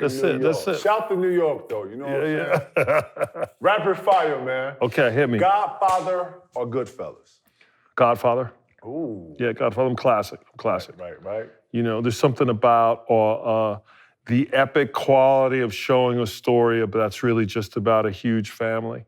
It's about family. They could have actually kept going with it, right? Forever. So why does something like that stop? Because of the appetite to want more, or? I mean, it's just hard to make anything. Once you've done it once or twice, people are like, oh, please, I have to go back there again. Your favorite Godfather? 2. Really? Yeah, I mean, De Niro back in the day. Oh yeah, that is. You know, that's really hard. That's hard to fight. To me, that's the one where I'm really is De Niro. Hey. I love Al, but I love Marlon, but James Caan, whatever. But 2, De Niro's just like killing it so hard. I brought you something, man. Yeah. Oh yeah, you brought me something. Yeah. Yeah. Come on. That's classic. That's classic. I also I'm a 1. Godfather 1 was funny to me. I loved it. Monday, Tuesday, Wednesday. When she tries to that's 1.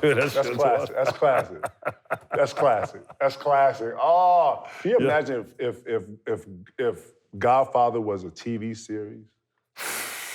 I mean, you know, I like now series more because you get more education out of them. Right. I'm supposed to be doing rapid fire. I'm in here going, man, I can talk to you No, we can talk to the tail. We didn't even get to that. Straight up, man. Right? Biggie or Jay-Z? Biggie. All day, right. All day, come on. Jay-Z's great, love him, Biggie. Facts. Knicks or Nets? Ooh, that's tough. Tough. You're gonna have to talk to me about periods for that. Because I'm like, well, you talking about Dr. J Nets? Are you talking about Patrick Nix? We're talking about right now. Where your heart at and where your heart beat right at. now. You're the Nets, Brooklyn? Yeah, Brooklyn. I gotta go with Brooklyn. Rucker Park or West 4th? Rucker Park. All day? All day. West 4th is cool, but first of all, that court is like the size of this. I was about to say, the court like from here to here. Yeah, man, I'm like, yo, I take 3 2 steps. dribbles, I'm right. See? So that's the problem right there. And then there's something about the fencing around, man. I feel like even though there's fence around Rucker Park, it's just a whole park, not just the court. I feel like I'm in I'm in a cage match when I'm balling out there. Wow. You know, it was bad. It's bad. I didn't have a good time in that tournament. I had a lot more fun up in Rucker. We need to do an N1 style series on 55th and the characters that played in 55th. Yeah, man. You feel what I'm saying? Yeah, man. No doubt. Right. That's a whole nother That's thing, another man. project. Right. All right, exactly. Shake Shack or In and Out? Ooh. That's tough. That's tough. You know, I think I'm gonna have to go with In and Out. Here, I'm more into it. The Shake Shack feels like it's all over. Here, it's the only fast food that I actually allow my son to eat is In and Out, and you know, that's still bad. But the fries, man, I can't go to McDonald's. I'd like to have those fries, but I feel like I might as well just you know, eat a piece of plastic if I'm gonna do that, just a piece of wood. But the fries at In-N-Out, I'm good, and a double-double, man, please. That's your go-to? That's my go-to. You know what, I'm a Shake Shack guy, man. Oh, you shake, oh! In-N-Out is like crustaceans to me, though. You know, In-N-Out is it's like back in the day when you couldn't afford nothing. Remember you went to Red Lobster or Olive Garden, it was a big deal? Yes. That's what In-N-Out is. That's my treat. If I'm gonna treat myself, I'm gonna go to In-N-Out. In-N-Out. Clean burger, I know the fries are fresh, and exactly. You know what I'm saying? But Shake Shack every day, that's a good one. I'm gonna kill myself on that, right? Above the rim or He Got Game? That's a really good one. That's a really good one. That's a real tough one, man. That's a really good one. Because now you're talking about, oh, wow, I don't even know where you go. Because Above the Rim is kind of realer to me in some ways. Yep. But He Got Game is about the real stuff inside, right? Yeah. Like the story of Above the Rim. I'm like, yeah, that's some shit, man. These fools are for shit. But I'd have to say He Got Game because of your boy. Really? Ray, man, come on. They killed that. My favorite scene in He Got Game is when Denzel and Ray play each other. Yeah, exactly, man. And not only that, with that one, I mean, not that it was bad, but there was something about Ray and He Got Game where you're like, yo, that's a baller. You just knew from the way he walked, the way he stood, just his mug, his grill. It went together. It felt like, yo, that's a real basketball player. And Denzel just could dive into it. He was at the top of his game. Yeah, what? Denzel came out there, gave him the look. Listen. Yeah. Yeah, that was classic, yo. It was. And I used to ball with Denzel a little bit, so I was like, okay, he's really can do it. Right. Yeah. They killed that. I'm saying, He Got Game too. Yeah. I got one for you. Oh, who that? Kenny Smith or Kenny Anderson? Well, I mean, they're both New York point guards, right? Facts. And since I played with Kenny and he's my generation, you know, he'd be upset if I didn't choose him. I get it. But I wish I balled with Kenny Anderson. Word. I'm Kenny Anderson. Kenny Anderson changed the culture of just style, man. No offense to Kenny, shout to Kenny Smith. Yeah. But yeah, Kenny Anderson for me was like everything. Everything. Yeah, man, no question. No, he's the beginning of the modern movement of point guard. Yep. When he shook, when I was already in love with him before he shook Bobby Hurley, but the Bobby Hurley, the whole Bobby Hurley shakedown was like paused in like there, time. And freeze in time. And you know Pearl Washington, right? I was gonna say Pearl Washington is like the ultimate to me. Yeah. He was like the king of kings. Yeah. And everything else just trickled down from him. Pearl. Yes, No Pearl question. was it. Pearl. You know what I'm saying? Matter of fact, people don't know about Pearl Washington, listen, man. They don't know. My uncle won't even say the word spin. He'll say I pearled off you. You know what I'm talking about? Yes. Right. You know what I'm saying? Dr. J or Lou Alcindor. Oh, come on, man. AKA Kareem Abdul-Jabbar. Gee, that's hard, man. We gotta go here, man. We gotta go here, man. Off the court, I'd probably say Kareem, right? On the court, Doc. Man. Doc, man. Doc moved the whole culture, right? The whole thing. Doc changed how you did your fro, how you wore your shoes, everything, man. You know what I'm saying? He's the first guy who's like, yo, we play. He's the first guy who played above the rim, really. Right. He's like, yo, the game's up there, man. Right. It ain't down there. Above the box. It's up there, man.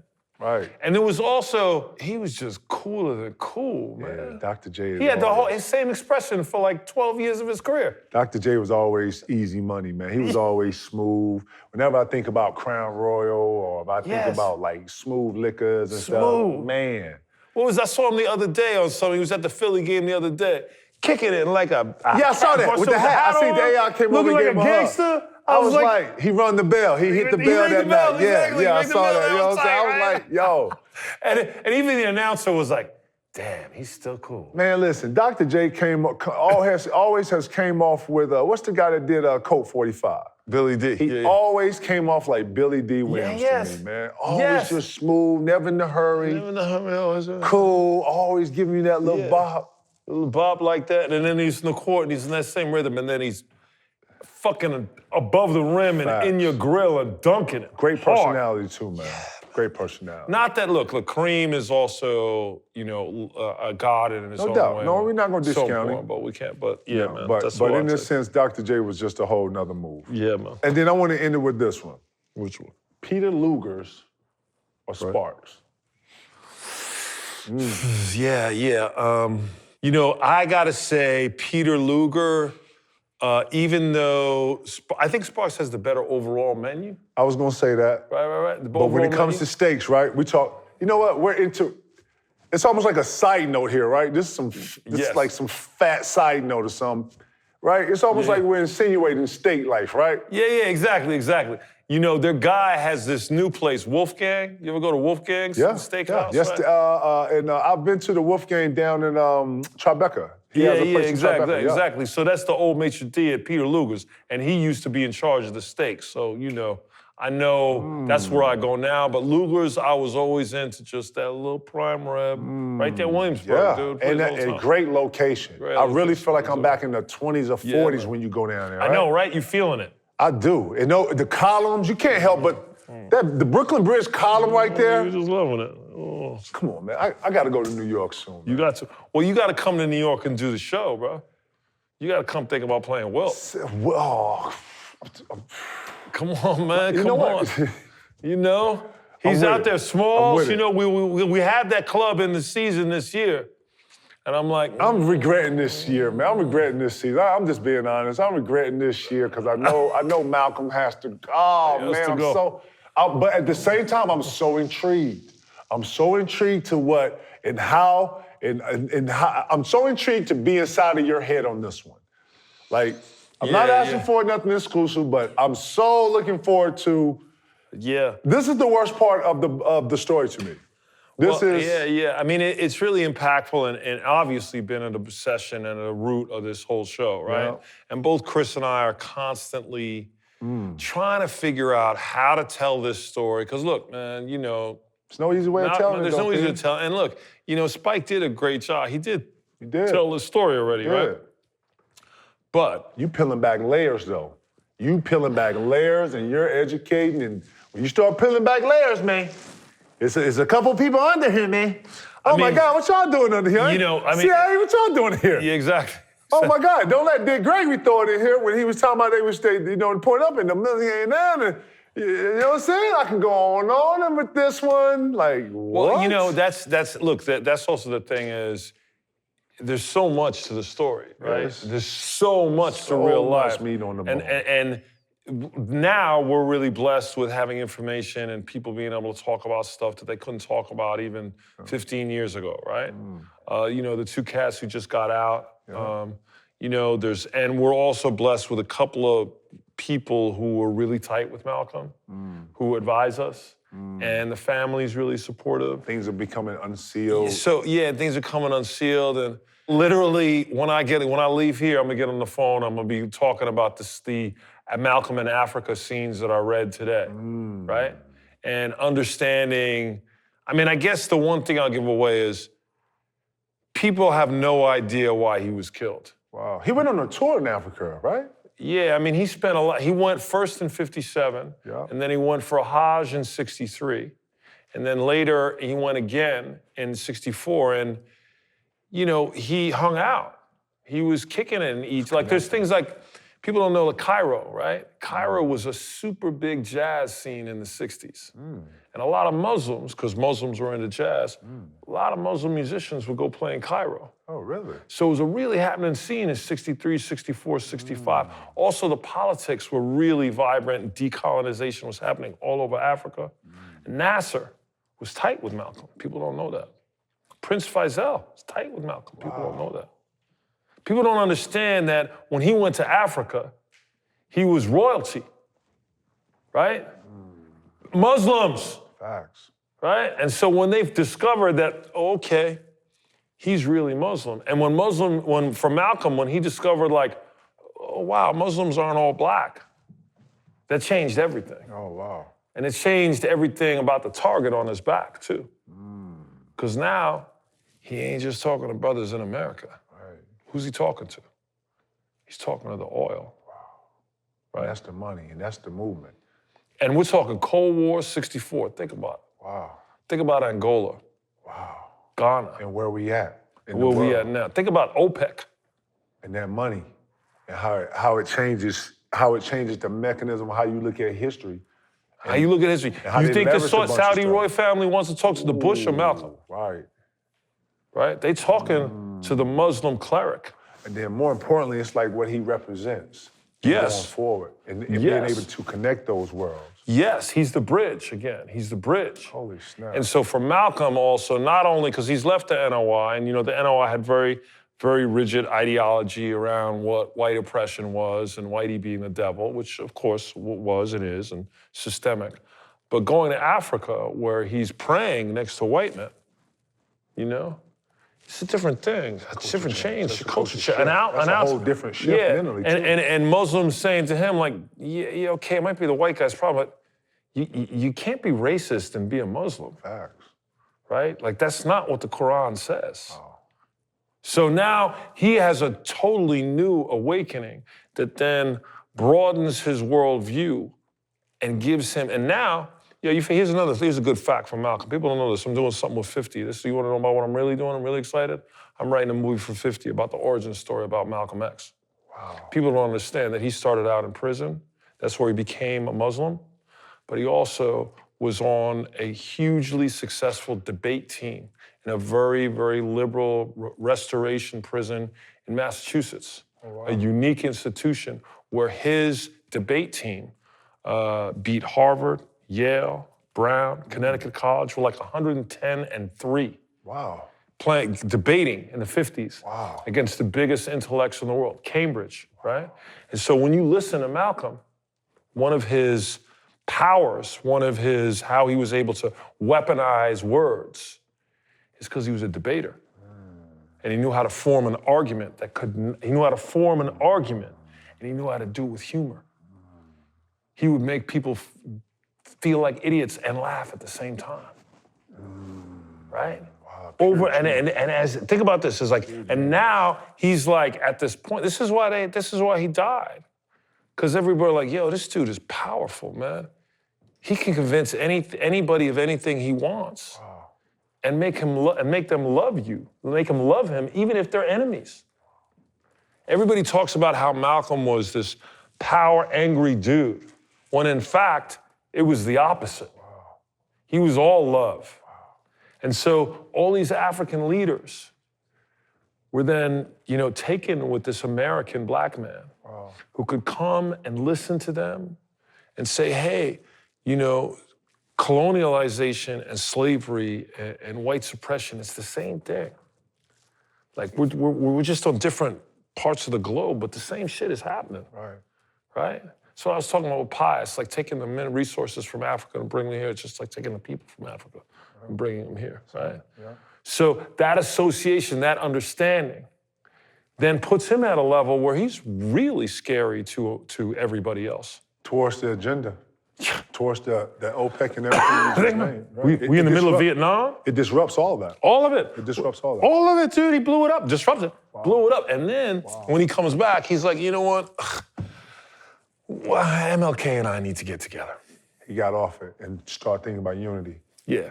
Well, I got to get with all these Christians. Because together, we can actually do some damage. And it needs to be a voice. Yeah, a unified voice. A unified voice. So he was now about unity and bringing all the factions of people together in the world together. Think about how powerful he would have been. Man, you know what? I thought about this one day, and I said this to a friend during Black History Month. And I said, can you imagine Fred Demption, Malcolm X, Marcus Garvey, Malcolm X, Martin Luther King, Medgar Evers, Bobby Seale, Fred Hampton. Larry Hoover, Bobby Gore. Yep. Think about it. Bob Marley. Bob Marley. Man, what's my man from the South Side in Chicago? Al Ruckers. I'm going Jeff Fort. Yeah. These are all visionaries. That were silenced. That were silenced and actually put on the shelf. What they represented was progression and vision. And then I asked the same friend, I said, can you imagine living in a world where we never got to see George Lucas, Star Wars, or we didn't get to see Steven Spielberg's Jaws, or we didn't get to hear Barbra Streisand. Like, imagine cutting out Lucille Ball from the whole... The Beatles. Johnny Carson. I'm talking about motherfuckers that actually moved it, bro. Right. You know That moved the world. Can you imagine how much better our black culture would be with the visionaries? And then they turned around and they made a movie about this shit, as if it was entertainment for all of us, to control the narrative and feed it back to you the way they want to. Yeah. You know what I'm saying? No, that's the recurring chorus I always find is hip-hop. What's hip-hop? Right. Hip-hop is, art coming from the expression of oppression. Facts. Right? And what did they turn it into? A recruitment tool for more oppression. Facts. How to fill the prisons. How many, I'm always like, did anybody fucking notice how many companies were associated, how many of the record companies were associated with the private prisons and the gun manufacturers? Is anybody putting it together that it's all the same company? No, because we're distracting you with this over here. We got you right here. Meanwhile, we're under your skirt over here doing something totally different. Exactly. I know. So when you start talking about that, you know what? In today's world, that misinformation is controlled. And then, you know why? Because if people really knew who was controlling these prisons and all this other stuff, and that is one big circle, then I think the whole mentality would be changed about. It's amazing people don't. Well, that's the thing. Also, I think people, and I think white people in particular, can't believe that's even possible. Can't believe the capacity that there would be a group of individuals who are that evil. Facts. Right? And it's business at the end of the day. And at the end of the day, it's not about being good or evil. No. It's about business. Inmates cost us, and if we put it in here, this is how much it costs, and it's a number towards the head, and you know what? It's more black and brown and what? Yeah. That's strategy, my friend. That is strategy. Yeah, man. I ain't mean to go there with this, but that's where this went. That's deep talk. That's real talk. You know what I'm saying? So, yeah. Man. Pete, thank you for that, bro. Thank you, dude. Thank you. All day with this one, man. Can I come back? Man, sure, absolutely. Can you come back? Yeah, man, let's come back and get it on again. Yeah, that was certified, you feel me? You the man.